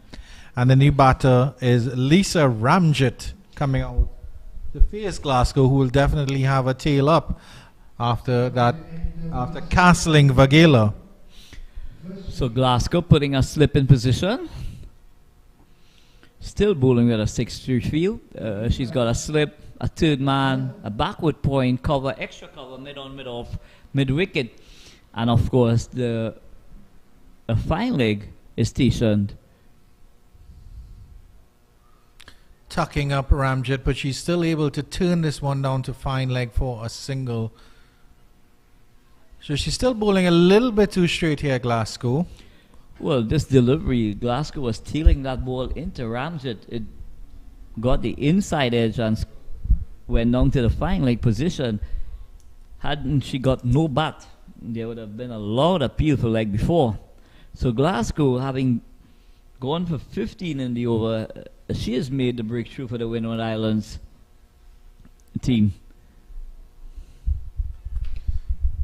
A mixed bag here from Vice Captain Janelia Glasgow to start. Getting Vagela cheaply, but still going for 15 runs in the over. So the US have a platform to build on. The Windward Islands batters could only get 1 run in their first over. So they would need to stitch a couple of good overs here to crawl back into this encounter, because the US has gone 15th after over number 1. And what that does, Chad, it gives the batters who are out there the opportunity to really assess the conditions and work themselves into their innings, get the piece of the pitch, look at the fielding positions where they can score their runs. So the new bowler coming from the Patrick Rampersad end, or the southern end of this ground, is Selena Ross, and she looks to be a left arm medium pacer. Good delivery to start up with. So Ramjet getting nicely into line, caressing that ball to the extra cover fielder. Look very organized is Ramjet. Nice steady stance.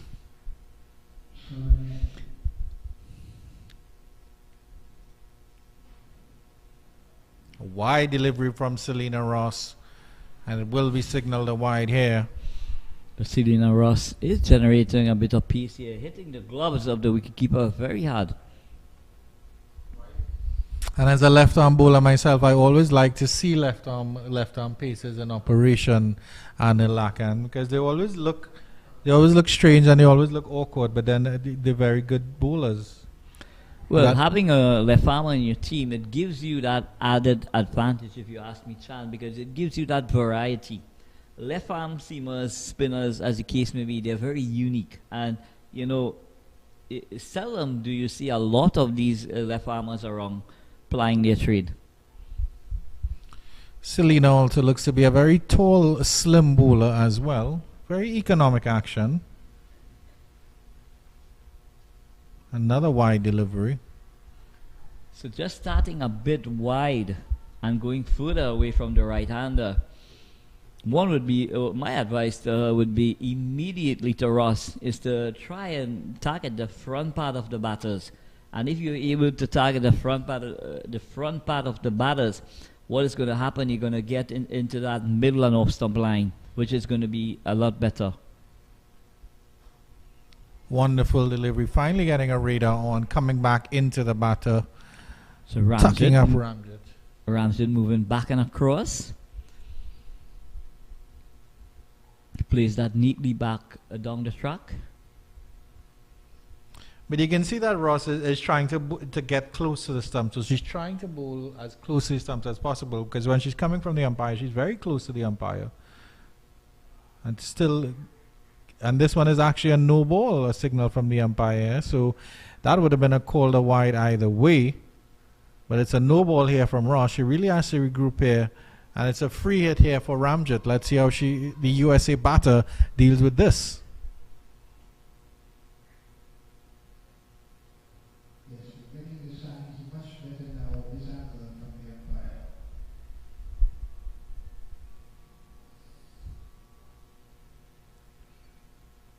Ramjit stepping outside her crease, and it's a poor delivery, full delivery, and swung away, and I think that's 6 runs. Wonderful shot over the fine leg region. Ramjit connects beautifully with that one. Ross bowling a leg stump full toss, and Ramjit pivoting and depositing that ball over that backward square region for a maximum. So the first maximum of the innings, and very impressive ball striking from Ramjit. Getting into position very, very early and executing to perfection. So there is some discussion taking place between the umpire and Ramjit. And maybe a conversation about trotting on the pitch. Excellent adjustment of her body for that shot, you have to say, from the USA batter. She swiveled just quite nicely, opened up her body and ensure that her left leg was positioned toward the fine leg region, and that way she was able to get the most momentum for a shot. Good delivery by Ross. But a good looking drive from Ramjit. Just leaning onto that delivery. Plays out to extra cover, but the mid-off doing the feeling. Cleaning up. So Ramjit looked very organized. A very compact player in defense and when executing her shots. Wonderful Yorker here from Ross. She's finally getting her radar right. It's been a mixed bag here at the start for the Windward Islands Pacers, but the USA setting a good pace, 24 for 1 after 2 overs. We'll have to see how the Windward Islands bowlers can respond after this magnificent start here from the Americans. Well, the Windward Islands bowling and attack, they will need to respond immediately, and the best way to respond would be to pry out a wicket or two very quickly. Last year, Mula Puri has been in there since the beginning and is now going to face her first deliveries.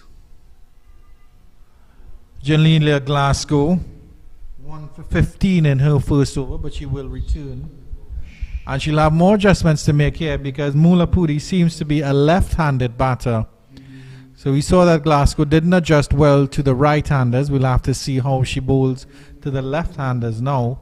Well, the balls that went down to fine leg, had that been a left-hander, it would have been the perfect delivery for the left-hander. So we'll see how she adjusts now, having to bowl to a left-hander.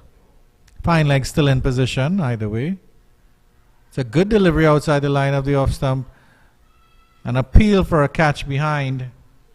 Flirting with that one, Mula Puri outside the off-stump. So Glasgow really looking the real deal, running in and hitting the deck really hard.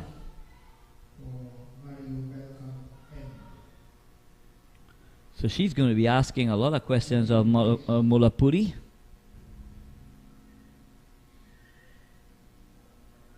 Wonderful bowling by Glasgow. She really seems to like bowling to those left-handers. It's a right-hander she doesn't like here, Anil. And it's because Glasgow, her stock delivery is the ball that comes back into the right-hander and leaves the left-hander. So I'm sure she's going to be enjoying this contest, having the ability to take the ball away from the outside edge of the left-handed batters.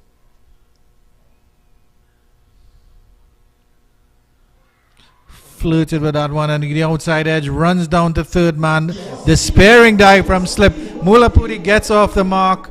Glasgow isn't happy, but she's beaten the batter. It's a moral victory here for the Windward Islands bowler. Yeah, moral victory here for Glasgow.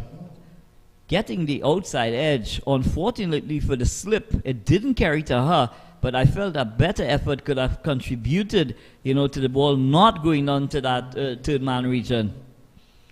So Windward Islands really shooting themselves in the foot here by not protecting the boundaries. See how Glasgow responds. They're tucking up Mulapudi, but she's still able to turn this one into the square, the leg side region for a single, and they get the single quite well, quite comfortably in the end. Good communication, good batting here between the USA pair at the wicket. So Mulapudi and Ramjit. Good communication, good aggressive running. Haven't taken the place. That's what Mulapudi did extremely well.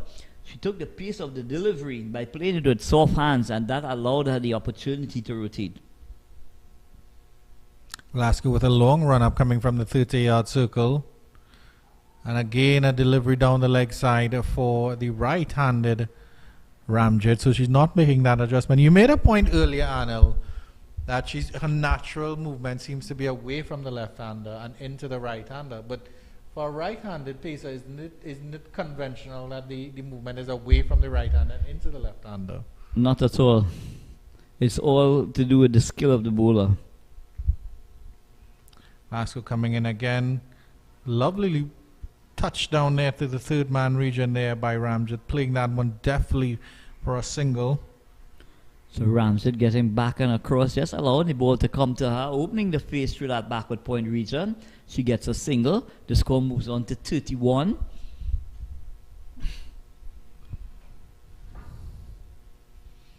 It's all about the body position, the wrist position. You know, that will enable you to get the ball to swing either away or into the batter. Glasgow has Mulapudi in her sights now. Lovely full delivery. Drifting away from the left-hander. No chance for a single there. She ends the over strongly, but the US are still in control here. 31 for 1 after 3. So the USA women's team totally in control at the Diego Martin Sporting Complex. Having gotten off to a flyer here, scoring 31 in just 3 overs. So the Windward Islands unit, they're really up against it here. They would need to make some immediate inroads into this US batting lineup. Otherwise, Ramjit and Mulapudi could well take this game away from them in a quick time. And Ramjit seems a batter on a mission. She seems to be well organized as well. You know, she's looking very compact. And her execution, both in defense and offense, has been really immaculate. Windward's captains Ida James persisting with her opening pair of bowlers of Selena Ross. And Selena Ross, again, another mixed bag. A couple good deliveries, but a couple wayward deliveries as well. Let's see how she comes back here. Wonderful delivery coming back in to Ramjit just a little bit.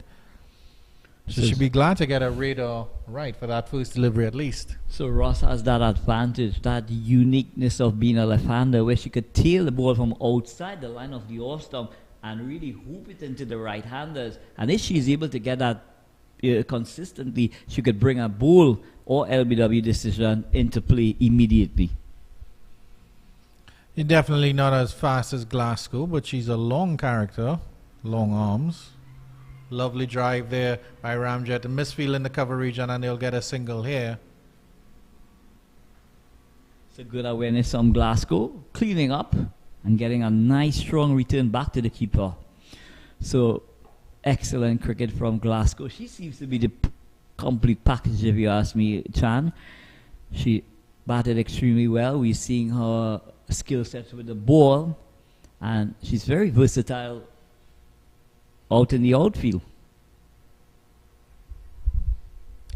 Left arm pacer to left arm batter here as Mulapudi takes strike. That's Lasya Mulapudi. So Ross will have the opportunity to take that ball away from the left-hander, and if she is able to get that ball to hold the line, then she could be in for business.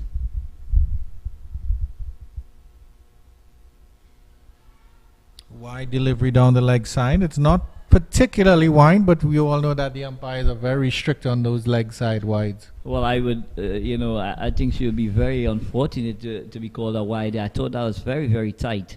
But as you rightly say, once the delivery is angled down the leg side and it makes no contact with the batter, then the umpires are well within their remit to call it a wide. There's a batter's game here as Ross comes back in. It's a hoik full delivery, and that one will be called a no ball. It's been called a no ball by the square leg umpire. And it is a free hit there because it was a full toss. So the umpires will have a chat with Ross because that's one fast pitch delivery above the waist. And one more delivery, we could see her coming off the bowling attack. So one official warning.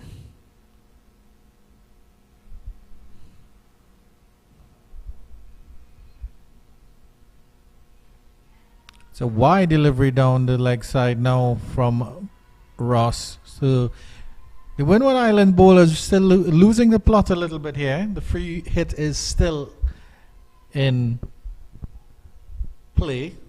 And I tell you what, Chan, when you look at the warm-up normally sets the tone for what takes place on the field. And to be honest with you, they were just ambling in, not really showing that level of intensity in the warm-up. And I'm not surprised at all, to say the least, we are seeing this kind of bowling performance.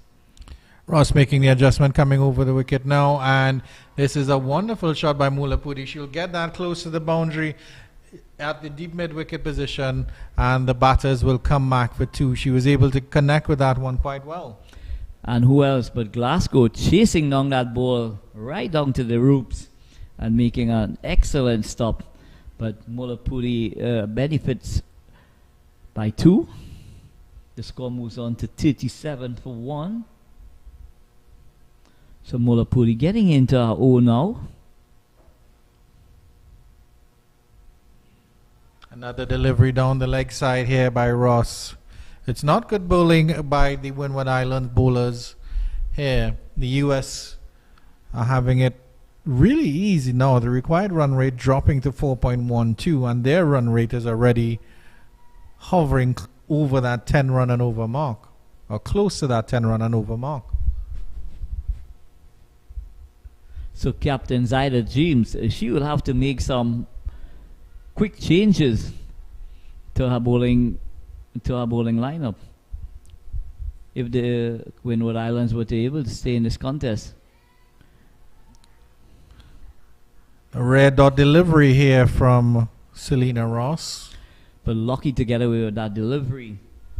Mulapudi either side of the field at mid-wicket, and that could have been traveling towards the boundary. But lovely timing from Mulapudi. Cut beautifully behind square, and that should run close to the boundary. That's 4 runs from Mulapudi. Classic left-handers cut behind square. 4 runs. The US march on. 42 for 1. Yeah, and they're doing it really, really easily. And Ross and company and Glasgow, they've really gifted this US team, a lot of freebies. So short and wide. But what was very impressive from Mulapudi, it wasn't just a conventional cut shot. It was a back cut, which bisected both the third man and the backward point. Wonderful placement here from Mulapudi. It's a wide delivery down the leg side, and this will run close to the boundary as well. That's 4 more for Mulapudi. At the end of 4 overs, the US are doing quite well. They're 46 for 1. So badly lined delivery for...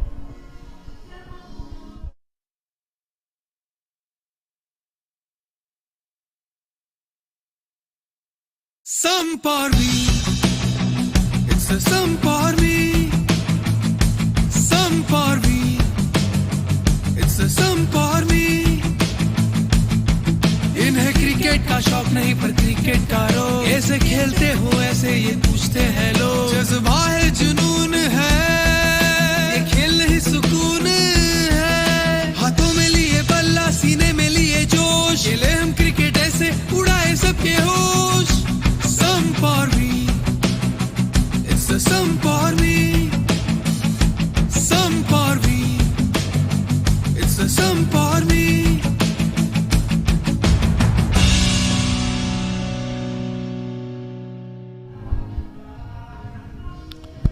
Action continues here at the Digger Martin Sporting Complex in this game 4 of the Cricket West Indies Under 19 Women's Rising Star Championship. The US, 2 more overs left in the power play, but they've already progressed to 46 for 1 thanks on the back of some really loose bowling, you have to say, from the Windward Islands and Lakan.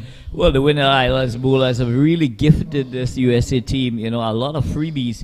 But, kudos to the US batters as well. When they got the bad deliveries, they've executed to perfection, hitting boundaries on a regular basis.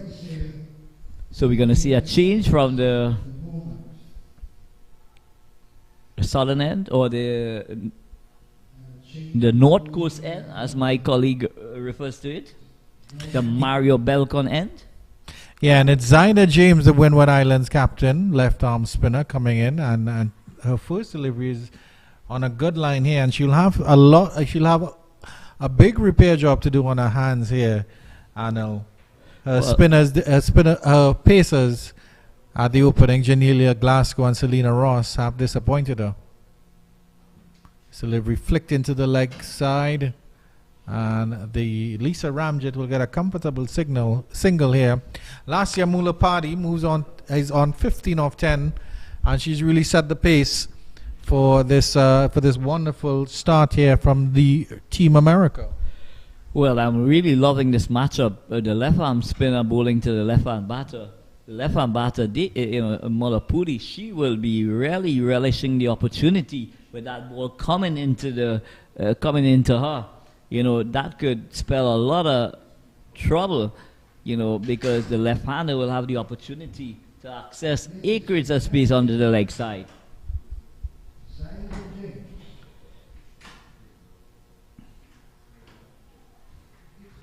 Good delivery by Zaida James to start. And she's made some adjustments in the field here. So there's a short third man, and then there is still the point fielder and the cover fielder, and then a short mid-off as well, in addition to the conventional mid-off. And she'll go, and this one is a little bit too wide here. So if I'm the captain of this team, Chan, what I would do immediately is take one of those fielders from the cover region and put them into the slip. Pushed into the cover region. Good feeling by that fielder, short mid-off. A little bit of hesitation there by the cover fielder as well. But no harm done there. So it's the ever consistent Glasgow cleaning up. Yeah, so getting back to Zaida James, she's angling the ball away from the left-hander, and it will bring the slip into play. Played with soft hands there by Mulapudi. Well played. Just touched down into the point region, and she got a single. So they've done. That's what the Americans have done well. They played to the bowling. They realize that Zaida James is bowling consistently, and now they just try to get the single off her to rotate the strike. Well, the platform that the US team has at the moment, there's absolutely no pressure. Ramjet gets a delivery that she plays into the mid-on region, and there is no run at the end of that over. Not a bad over by Zaida James, the Windward Islands captain. At the end of 5 overs, the US are 49 for 1. But just going back to what transpired in the first innings, Chan, you would admit that the bowling from the US spinners was a lot slower. Here, Zaida James is really darting the balls into the US batters, and to me, what she's doing is really creating that impetus for the batters to hit through the line of the delivery. So I might just be tempted to have a word to her to say, look, listen, skipper, just try and slow it down a bit here. Allow the ball to do its work. See whatever spin you can get off the surface, and try and stitch some overs together, and possibly drag that run rate that has really motored along thus far. Yeah, good point there from Anil Lakan. One of the most successful bowlers for the Americans was Badri Raju, and she was the absolute definition of a slow bowler, the almost reverse bowler, if you want to say that. They have a change in bowling on the Patrick Rampersad end, and this delivery is played into the short fine leg region, and the batters cross for a single. And it's another slow bowler here as well for the Windward Islands.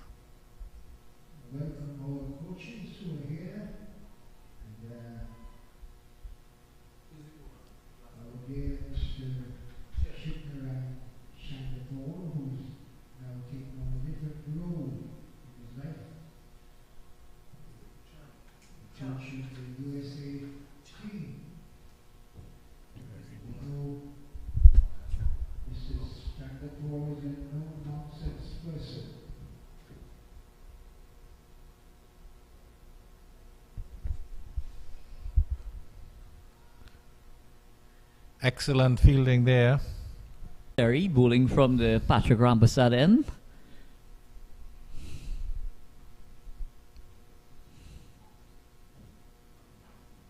This one turned behind square on the leg side. Lovely sweep by Ramjet, makes good connection and will run very close to the boundary, and it's 4 runs. The 50 is up for the Americans here.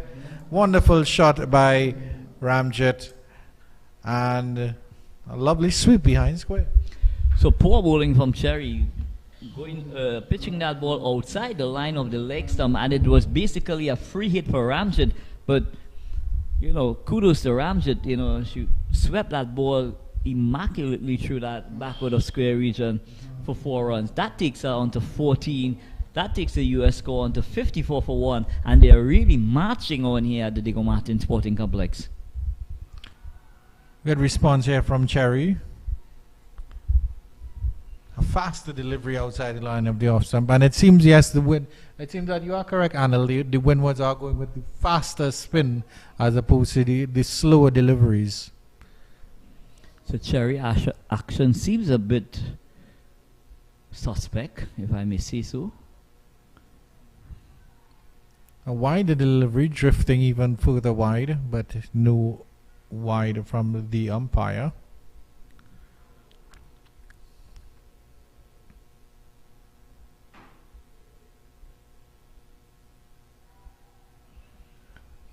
And she'll end that first over with none for 5 off that first over. The Americans 54 for 1 after 6. And all the momentum is with the red, white and blue at the moment, and the Windward Islands really need to regroup and go back to the drawing board at this stage. So after the power play, the US are well placed at 54 for 1, and both Ramjet and Malapuri, what they have done, they've run excellently between the wickets, and when the poor deliveries are served up, you know, they are equal to the task and dispatching those balls to the boundaries. So they are well placed. The US outfit are well placed at this stage after 6 overs, scoring a very impressive 54. So skipper Zaida James, she would need to ring the changes. You know, what I would like to see from the skipper here, Chan, is that do not become too predictable. You know, ring her changes, possibly 1 over spells, and just try and see how you can, you know, initiate a breakthrough. Zaida James to continue, and she's bowling to Malu Paddy. An appeal for an LBW, may be drifting down leg side. But at this stage, how does Miss James make the adjustments? Because she has 2 set batters at the crease, both Mula Puri and Ramjet very comfortable at the crease. Well, there is only one way to stem the flow of the runs. You have to gamble by possibly bringing some more feelers into the circle, try and stifle the scoring. But that will have to be done by consistent bowling. Continue again here. Good full delivery there. The first over only went for 3 runs, Ida James, so she's assisting in building some pressure here, but she does need support from the other end. Bowling in these critical middle overs, and that's a wild delivery, and that will be a no ball for height. So Zaida James, Chan, just seems to be rushing in. To me, she just needs to settle a bit. She just seems to be a bit too exuberant in trying to execute. This is, of course, the first game for the Windward Islands in this tournament. The Americans played Jamaica yesterday at the Brian Lara Cricket Academy and were quite comfortable. getting away with this one, and it's just a single down to the short fine leg region. So maybe a bit of nerves for the Windward Islands as they're coming into this first game of the tournament. Yeah, I'm sure that the occasion, the occasion itself is such a momentous occasion to be part of, a developmental tournament, if you ask me. And it is where it all starts to these young ladies from a competitive nature. But you have mentioned, as you've seen, a different work ethic to the Americans as opposed to the Windward Islands. Of course, this is our first sighting of them as well. Well, the Americans, when they were on the field, you could see that support from each other. They're playing for each other. They're backing up. And what they did well for the entire duration of the innings, their energy levels were right up there.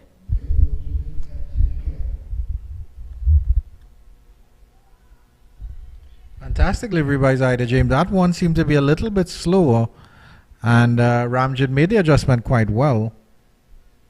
So I think she's starting to get that little bit of confidence she needs to just slow down the deliveries.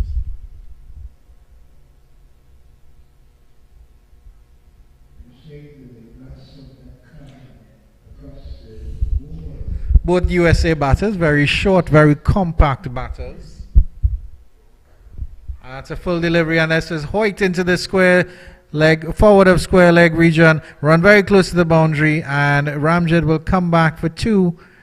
No signal from the umpire, and that's 2 runs off the bat after 7 overs, 58 for 1.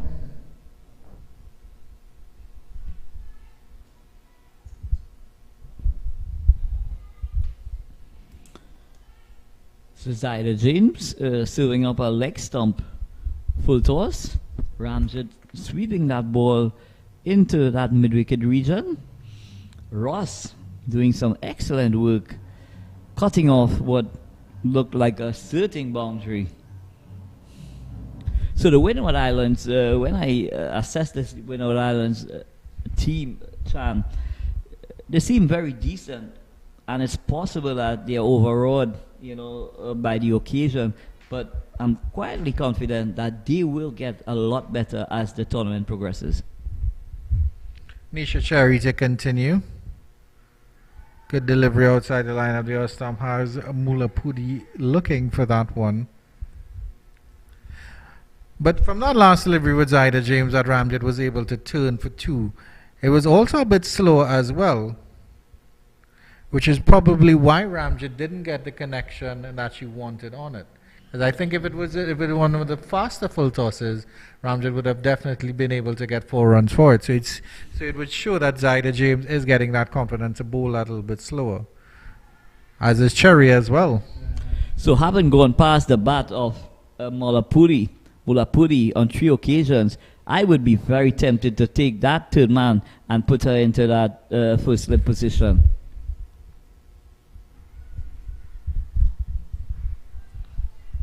Because what's required by the Windward Islands team, they need wickets. And in order to get wickets, you need to consistently try and create wicket opportunities. Cut down to short third man, and Mulapudi gets a run after facing 4 dot deliveries.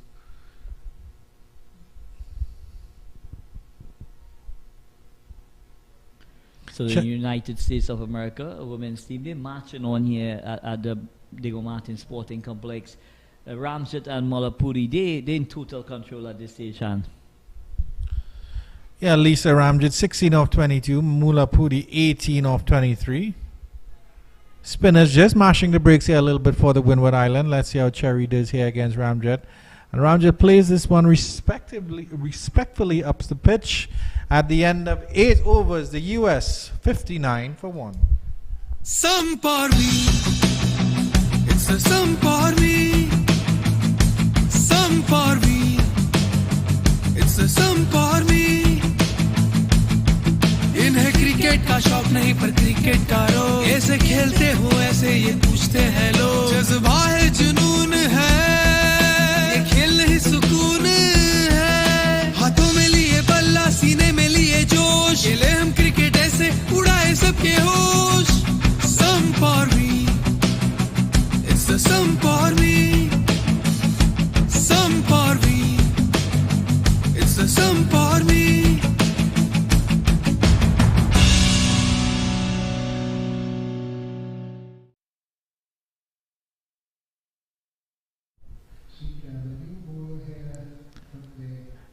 $59 for 1 here, the Americans at the Diego Martin Sporting Complex in Game 4 of this Cricket West Indies Under-19 Women's Rising Stars Championships. 47 runs required off 72 balls, 2 set batters at the crease. A new bowler here, St. Jean from the North Coast end for the Windwards. Driven pleasantly into the cover region, but no run there for Mula Puri.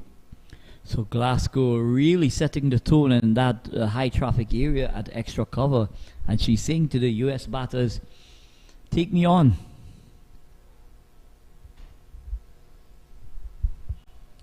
Swept forward of square into the leg side, and there is just a single there. So the American batters continue to rotate the strike quite well. St. Jean just pulling that delivery down. Molapuri going on her knees, sweeping that ball to that backward square position. She gets a single. The score moves on by 1. It's now 59 for 1. Ramjet down 16, and Molapuri goes on to 18.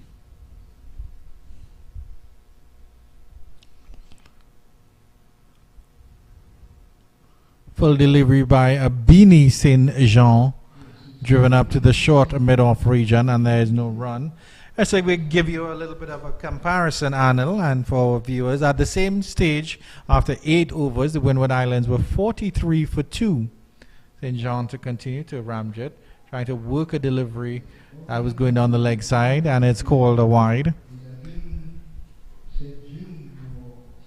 So the U.S. really in the ascendancy here, the red, white, and blue, flying high over the Diego Martin Sporting Complex.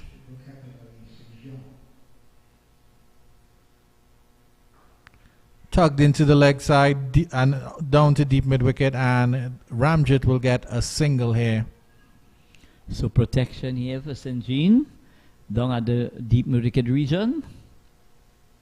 But she will now be at an extra cover position on the boundary, patrolling. One of the 4 sweepers employed by St. Jean.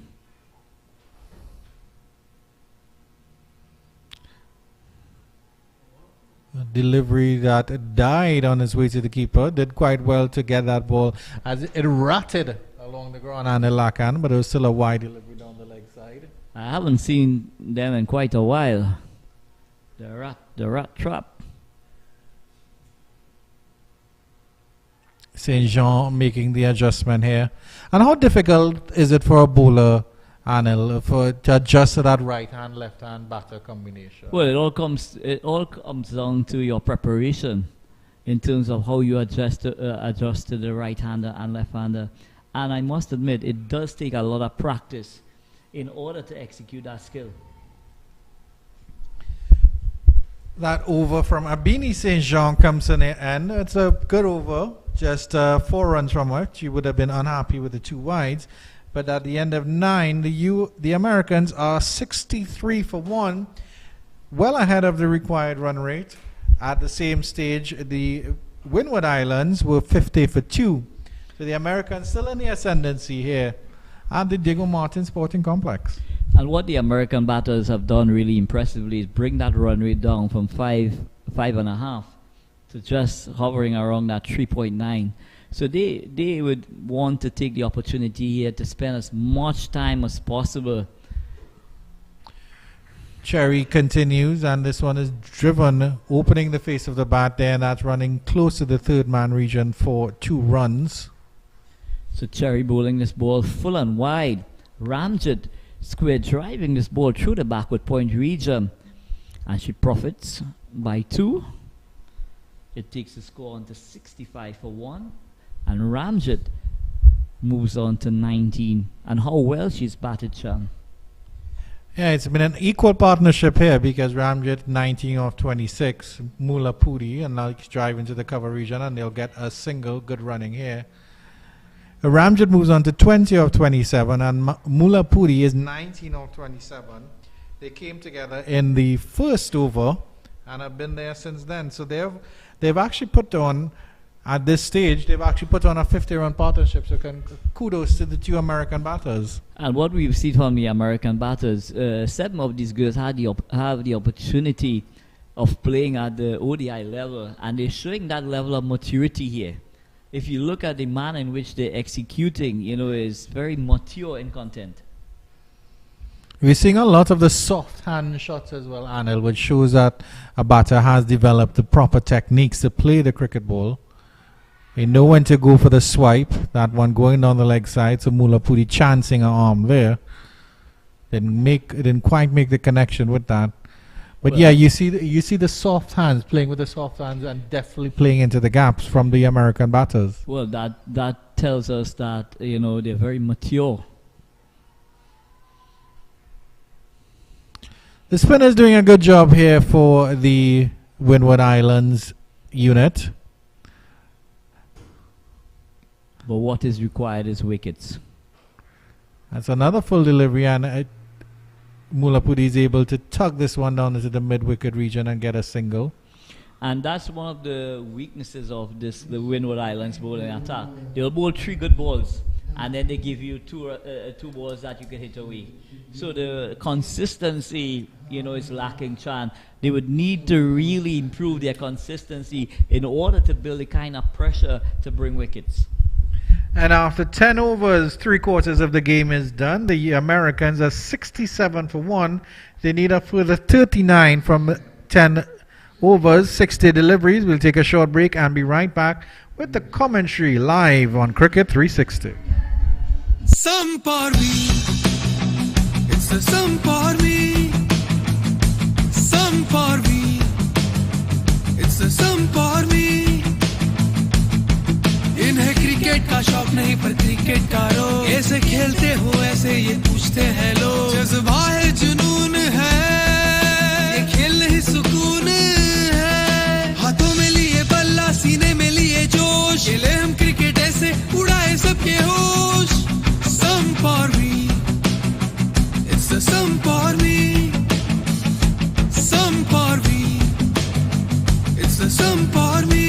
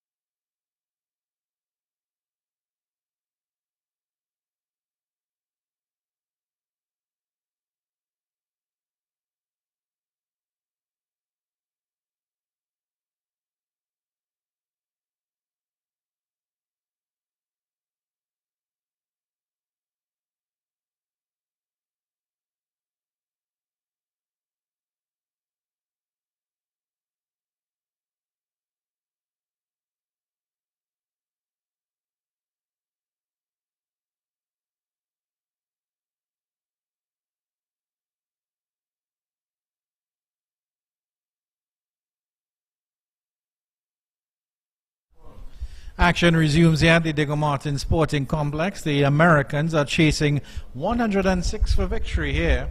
Cherry to continue. Oh, that's Saint Jean, actually. And Lisa Ramjit and Lasya Mulapuri continue to build on this wonderful partnership that they put on so far, Anil. Yeah, they've been batting brilliantly. Running between the wickets has been very aggressive. Her stroke play, both in defense and offense, it has been, such a wonderful experience to look at both these batters go about their business. Driven into cover. And of course, they would have had some teaching from one of the best in the game, Shivnarayan Chandapol. Well, I'm not sure how much he has contributed to these young ladies thus far, having just gotten the post of the head as the head coach. But for the coaches who had worked with these young ladies before, we must commend them for doing an excellent job. Abini St. Jean in her second over. She's only gone for 5 runs. Good bowling so far from her. Ramjit getting a chance to free her arms here. Hits that one into the cover region and gets a single. So short and wide from center. And that one is caressed through that cover region by Ramjit. That takes the score on to 68. Ramjit goes on to 20.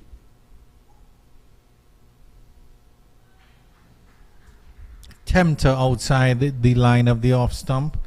Mulapudi looked like she was shaping for that backward cut, Anil, but she decided that it wasn't on. And of course, the Americans don't need to do anything fancy here. 37 from 55. Stepping out of this one, and that's a lovely drive. Long off will come around, and it will beat the fielder. 4 runs. A wonderful drive to extra cover here. So Mulapudi executing to perfection, drilling that ball through extra cover for a boundary. Bisecting the cover and the extra cover, and it raced across this well-grassed Diego Martin Sporting Complex outfield for a boundary. So that takes the US score on to 73 for 1, and Mulapudi, she's on 25 from 34 deliveries. She didn't try to overhit that delivery. She just got to the pitch of it and drove it beautifully here. Cherry continues, none for 10 off 3 overs, so this will be her last over. And the Windward Islands bowling unit really haven't looked like taking any of these American batters out of the equation, as this one is swept behind square, and that will be 4 more for Lisa Ramjit. Wonderful shot. Oh, good fielding there. Footwork on the boundary. 3 fielders converging and just 2 runs. So excellent feeling from the backward square fielder, running back and ensuring that ball didn't go into the boundary. So excellent feeling. But Ramjit continues to prosper here at the Diego Martin Sporting Complex. This one flashed outside the off stump, down to third man for a single. Aggressive running once again by the Americans. So full pitch delivery outside the line of the off stump. Ramjit was going really hard. As our technical gentleman Visham Lalman informed me, the Americans celebrated their independence earlier this week. So it seems like the Americans are continuing the party, and they want to finish this game early and enjoy their 4th of July celebrations. Continued. Well, the Windward Islands have really given them a lot of gifts on that occasion. So they're just continuing to prosper with more gifts. Cut here by Mulapudi. But the Americans have provided the fireworks for their own celebrations. Wonderful partnership here between Lisa Ramjit and Mulapudi. They came together in the first over, actually, and they've been here for quite some time now. Lovely sweep here by Mulapudi over the leg, over the short fine leg region, good down to fine leg, and they come back for 2, going for the aerial route there. Good backing up by the Windwards. No extra runs to end with one delivery left in the over. No, that is the end of the over. And at the end of 12 overs, the Americans march on 78 for 1. So Cherry completing a spell of 4 overs, none for 15. And both Ramjet and Mullapudi, they're doing it really, really easily here at the Diego Martin Sporting Complex. They've assessed the situation really nicely and just really working their way towards this target of 106 for victory. So with 28 needed of 48 deliveries, something dramatic has to take place for the US not to march on to victory here. Then Jean with a full delivery to start the 13th over, hoiked away into the forward square region on the leg side by Ramjet, and she'll just get a single there. So Ramjet, you know, she would be disappointed not taking full toll of that full toss from Sanchez.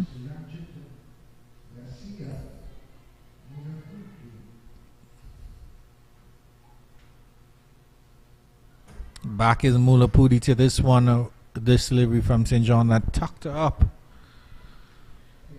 But yeah, the Windward Islands really haven't looked like penetrating this USA batting lineup at all. Well, apart from Glasgow, none of them really threatened the batters to the extent where you felt that a wicket was somewhere around the corner. Lovely drive again, Mullapudi. That's 4 more. Cracked into the deep extra cover region. Coming up the pitch a little bit of that one. He's really freeing arms now, 31 off 39. So Mullapudi getting a half stump, a full delivery on off stump, wide. And she crashed that ball through the cover region there. It goes into the extra cover boundary. And 4 more to the total. Good batting here, turning this one into the leg side. It's a quick single, excellent running here by these two here. Mullapudi moves on to 32. It's been a wonderful batting performance here. A really all-round excellent batting performance by the Americans. They've run well between the wickets. They played some deliveries with soft hands. They played the deliveries that demanded respect with respect, and they've taken advantage of the wayward deliveries from the Windward Islands. Well, the run in between the wickets has been one of the hallmarks of this partnership.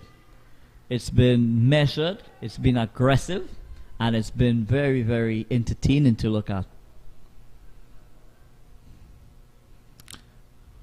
St. John again, it's a wide delivery from, and that's one is, it bounces in front of the point fielder and turns away from the fielder. The fielder is still lying on the ground. She may have done herself a slight injury there, diving for that one. They get a single to end off the over, and at the end of 13, the Americans have moved on to 85 for 1.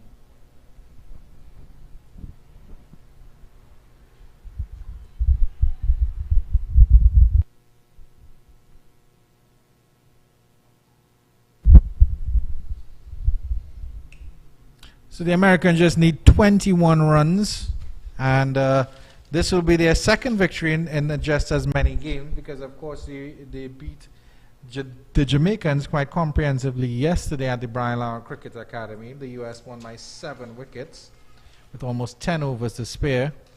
Changing in the bowling here for the Windward Islands as Ramjet drives this first delivery into the deep cover region for a single. So Zaida James comes back into the attack from the Patrick Rampersad end. So the skipper, she has taken the responsibility, Chan. She wants to make a breakthrough. She wants to have an impact in this game. And if it's any time that's needed, it's needed now. There needs to be some kind of intervention in terms of wicket taking to crawl their way back into this game. Won't take a wicket with that one. That was a full toss that Mullapudi helped into the mid-on region and gets a single. But I must tell you, I like the look of Zaida James. She has an excellent bowling action. And if she could just possibly slow it up a bit, you know, and allow the ball to spin up the track, I think she's going to be a lot more potent than she possesses at the moment.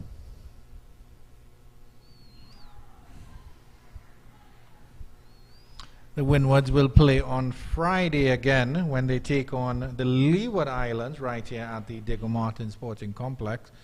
It'll be interesting to get a first sighting of the Leewards as well.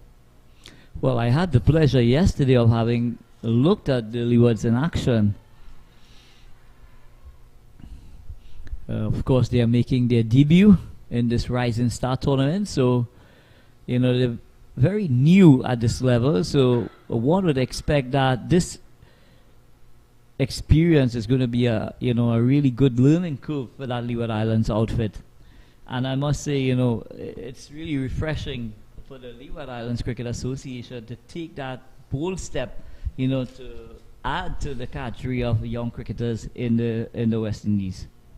Good over here by Zaida James. She won this end strongly, and she will just 3 runs off that over. But the Americans still just need 18 from 36 as they progress to 88 for 1 after 14. Some for me, it's a some for me. Some for me, it's a some for me. इन्हें cricket का शौक नहीं पर cricket का रोग ऐसे खेलते हो ऐसे ये पूछते हैं लोग जज्बा है जुनून है ये खेल नहीं सुकून है हाथों में लिए बल्ला सीने में लिए जोश खेले हम क्रिकेट ऐसे उड़ाए सबके होश some for me it's a some for me some for me it's a some for me.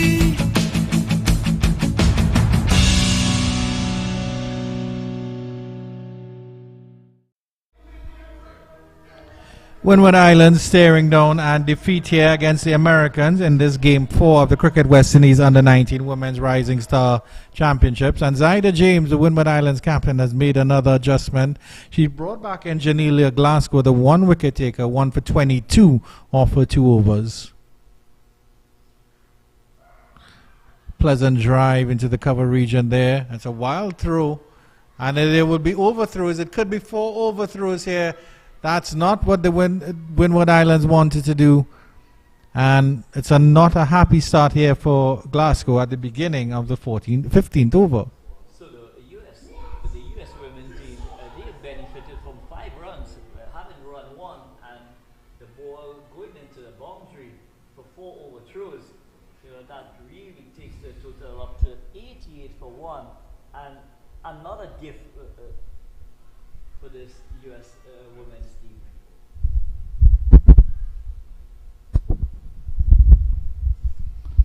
The 5 runs to start the 15th over. The US move up to 93 for 1.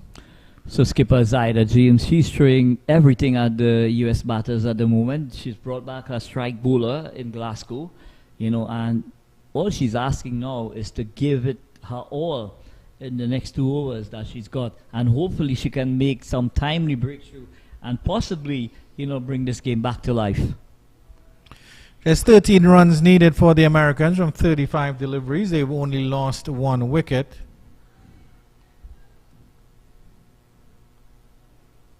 The batsmen have to switch ends because even though they got 4 overthrows, they only ran 1. Mula Pudi will move back into the striking position. And it's been a wonderful partnership here because Mula Pudi 33 or 42, Lisa Ramjit 33 or 41. They've done the work equally, Anil. They've not put pressure on either one batsman, and they've rotated the strike and manipulated the strike quite well.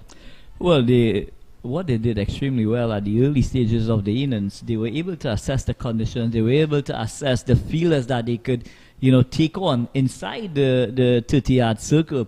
And once they established the fielders that they could take on, they started to run ragged, against the Windward Island fielders within the 30-yard circle. So you could tell that there's a lot of good planning taking place behind the scenes with this U.S. national team. They're well organized, they're well oiled as well. They look the complete package, I must admit. Definitely, and if their batters are this capable, then it would seem that they're comfortable chasing down stiff totals, because they chased down 50 from the Jamaicans with close to 10 overs to spare. And they're closing in on 100 runs with 5 overs left in this game.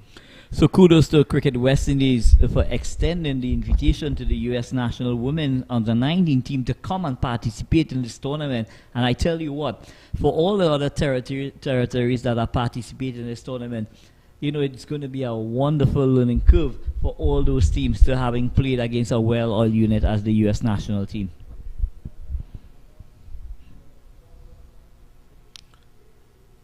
Good delivery by Glasgow, not taken cleanly by the keeper, but she's so pacey that got down to the third man region very, very quickly. And of course, if Glasgow does get her range right and her radar right, the American batters would be well advised to just see her off. Well, she's showing a lot of potential, is Glasgow. She's a complete cricketer, if you ask me. Having looked at her bat, and running around in the outfield, she's doing really well. Wide delivery, and this one will run wide of third man, getting some batter on Mulapudi, and she'll get 4 for it. It's been all the Americans at the Diego Martin Sporting Complex.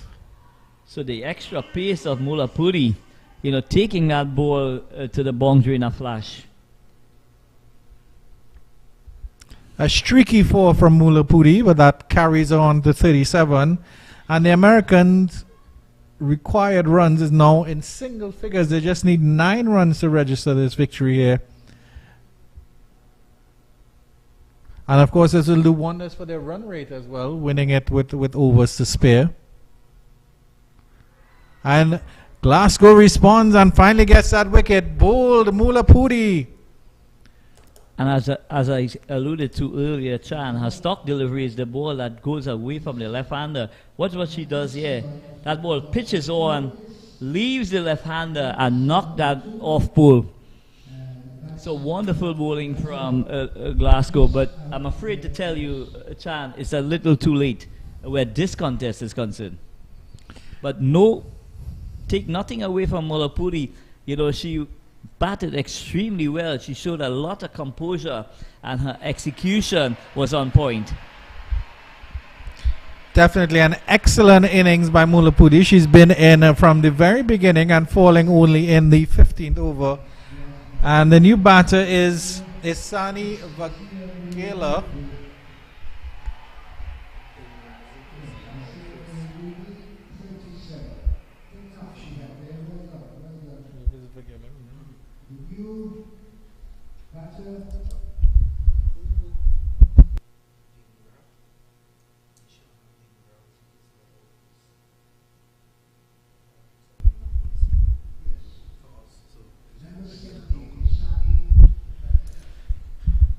So Isani Vagela is the new batter. She joins Lisa Ramjet, who is well entrenched.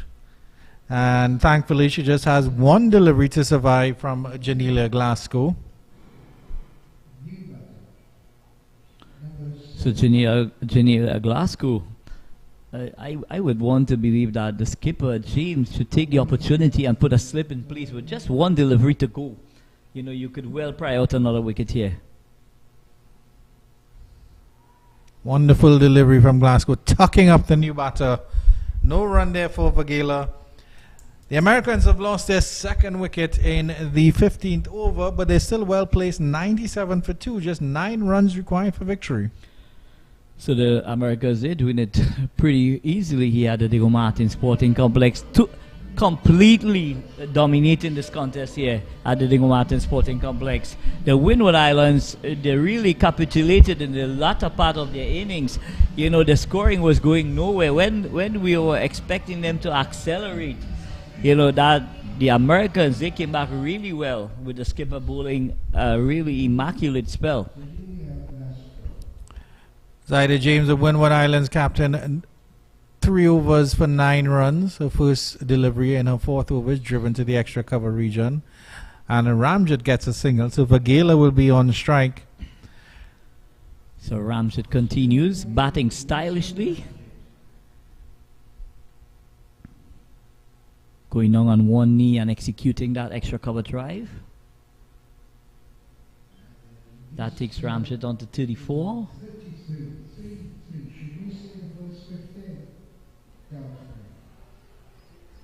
And as a new batter coming in at this stage, Anil, how does Vigela approach this innings? Does she just try to get bat on ball, get the couple singles, or? Well, I think she's got the luxury where she could play herself in for a couple of balls. There's absolutely no pressure. There's no scoreboard pressure or anything of that sort. And she would want to take the opportunity to possibly spend some time out in the middle. She drives this one quite well, just wide of mid-off, and it's a good diving stop there, but she'll still get the single. The Americans move on to 99 for 2, just 7 runs required for victory here from 26 balls. Zaida James, her last throw of the dice is herself. 2 deliveries left, none for 11. So a good bowling performance by the Windward Islands skipper. Ramjit playing this one with respect. Back up the pitch.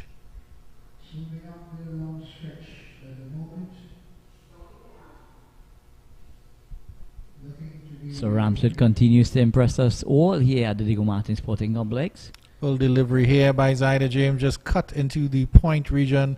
There is no run. She will end her spell. 4 overs, none for 11, Zaida James, the captain leading from the front. But too little too late, as Anil Lakan will let you know, as the Americans just need 7 runs for victory. And as I was saying to you earlier on, Chan, I felt that the Windward Islands, they fell about 15 to 20 runs short of what was expected, you know, to be a competitive total. But kudos to the United States batters. They've really assessed the conditions well. They've batted the situation really well. And they're motoring, romping to, you know, to a victory here at the Diego Martin Sporting Complex. And it has been very impressive.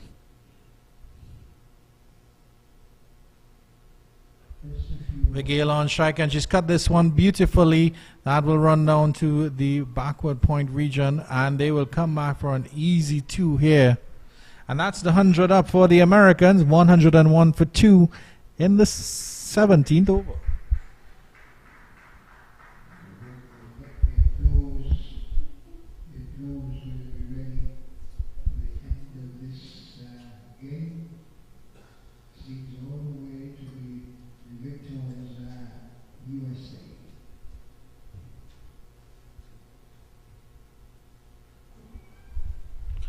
Running down to third man again. The pace of Janelia Glasgow, I don't think the keeper, Anisha Fontaine, is quite ready to deal with that as the umpire signals buys. Lisa Ramjet continues her long vigil, 34 or 44. Compact batter here for the Americans. And coming in at number 3, she's played the pivotal role and has taken a team almost to the brink of victory. Yeah, she's batted brilliantly here at the Diego Martin Sporting Complex, showing all the facets of a great batter. Again, not taken cleanly by Anisha Fontaine behind the stumps there for the Windward Island. But thankfully no run this time. Short third man coming around and doing the job, or the point fielder that should be. So Glasgow continues to bend her back, looking for a 3rd wicket here.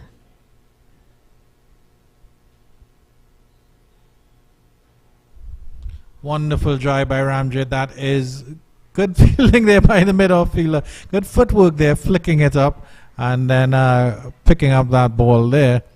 So a pleasant looking drive through extra cover. And that takes Ramjit on to 35. It takes the US total on to 103. And just 3 runs needed here from the US outfit to complete an emphatic victory here at the Diego Martin Sporting Complex. Wonderful adjustment by Ramjit for that shot, because that delivery was tailing in. Let's see how Vigela deals with. And that was a fantastic delivery. And Glasgow throws up her hands in despair because the keeper just cannot take that ball cleanly behind the stumps. Coming back in a little bit, defeating the fielder, the keeper, and running down to the fine leg region. Well, how did that miss the stumps? It was like a coat of paint away from the off stump. And Glasgow thought she had a lead. But when you look at the manner in which she went about her bowling, Chan, you know, if she had the fielders in the right position, that possibly could have been 4 overs for 20 with possibly 2 or 3 wickets to her name. Yeah, Glasgow bowling the first over of the American innings and went for 15 runs, which included a number of deliveries down the leg side that went for wides. But she did pick up a wicket in that first over, and then her second over, which was the third over of the innings, also went for a number of runs.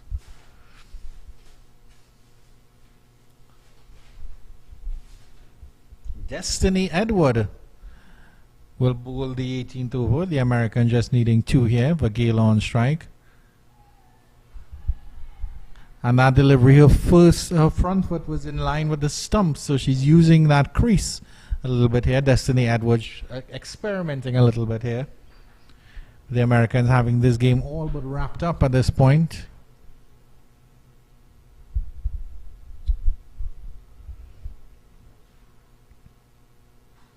Freeing her hands for this one for Gayla, and she'll get it down to middle off a half stop by the fielder at the cover region.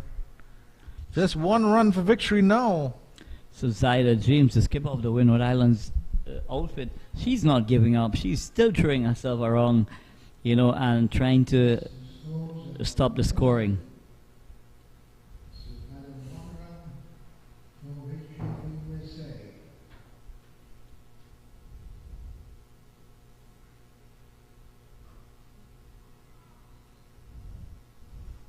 Ramjet just stocks this one into the onside. No run.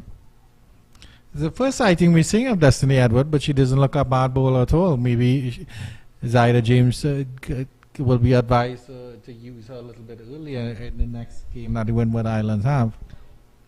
Well, this being their first game, I'm sure the coach will be, you know, looking to experiment in terms of what he has to his disposal and try and put the best unit out of the park. And, So that's the final single there. Lisa Ramjet driving that one into the cover region, and they get a run. Waiting on the decision from the umpires. That seems to be the end of the match. We're still confirming what is going on here.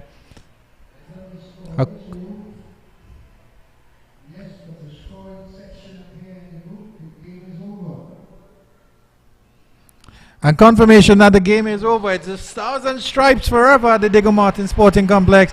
The United States of America wrapping up an 8-wicket victory with 2 overs and 4 balls to spare against the Windward Islands. Your thoughts on this game, Anilaka? Well, the U.S. National Women's Under-19 team, they've put on a show. They've actually put on a masterclass as to how to execute in a T20 game. Their all-round performance has been something to savor. It's been very impressive indeed, and I must admit that this U.S. team is a force to be reckoned in this tournament. But having said that, you know, Windward Islands, they weren't pushovers either. They showed some glimpses of brilliance as well, and they would take a lot of positives out of this encounter going into their next encounter tomorrow. So, you know, all is not lost for the Windward Islands here. They've played a pretty good game. Unfortunately, they've come up against a U.S. team that is well oiled, you know, and their execution has been, you know, something to really admire. So, again, you know, congratulations to the USA Under-19 team, Coach Shivanan Chandapal, and his entire staff as well for putting on a masterclass here at the Diego Martin Sporting Complex. And just to let you know what happened in the game, the Americans won the toss and put the Windwards into bat. This is the Windwards, or was the Windwards' first game in this Cricket West Indies Under-19 Women's Rising Star Championships. The Windwards could only amass 105 for 5, top score of 28 of 36 from Janelia Glasgow. Badri Raju starring with the ball 2 for 17. And the Americans chasing it down with 2.3 overs to spare. Lisa Ramjet, 36 not out. Lasya Malupadi, 37. Glasgow, a good all-round performance, 2 for 34. Cherry bowled 4 overs, none for 15. And Zaida James, the Windward Islands captain, none for 11. And that will do it for Game 4 here at the Diego Martin Sporting Complex.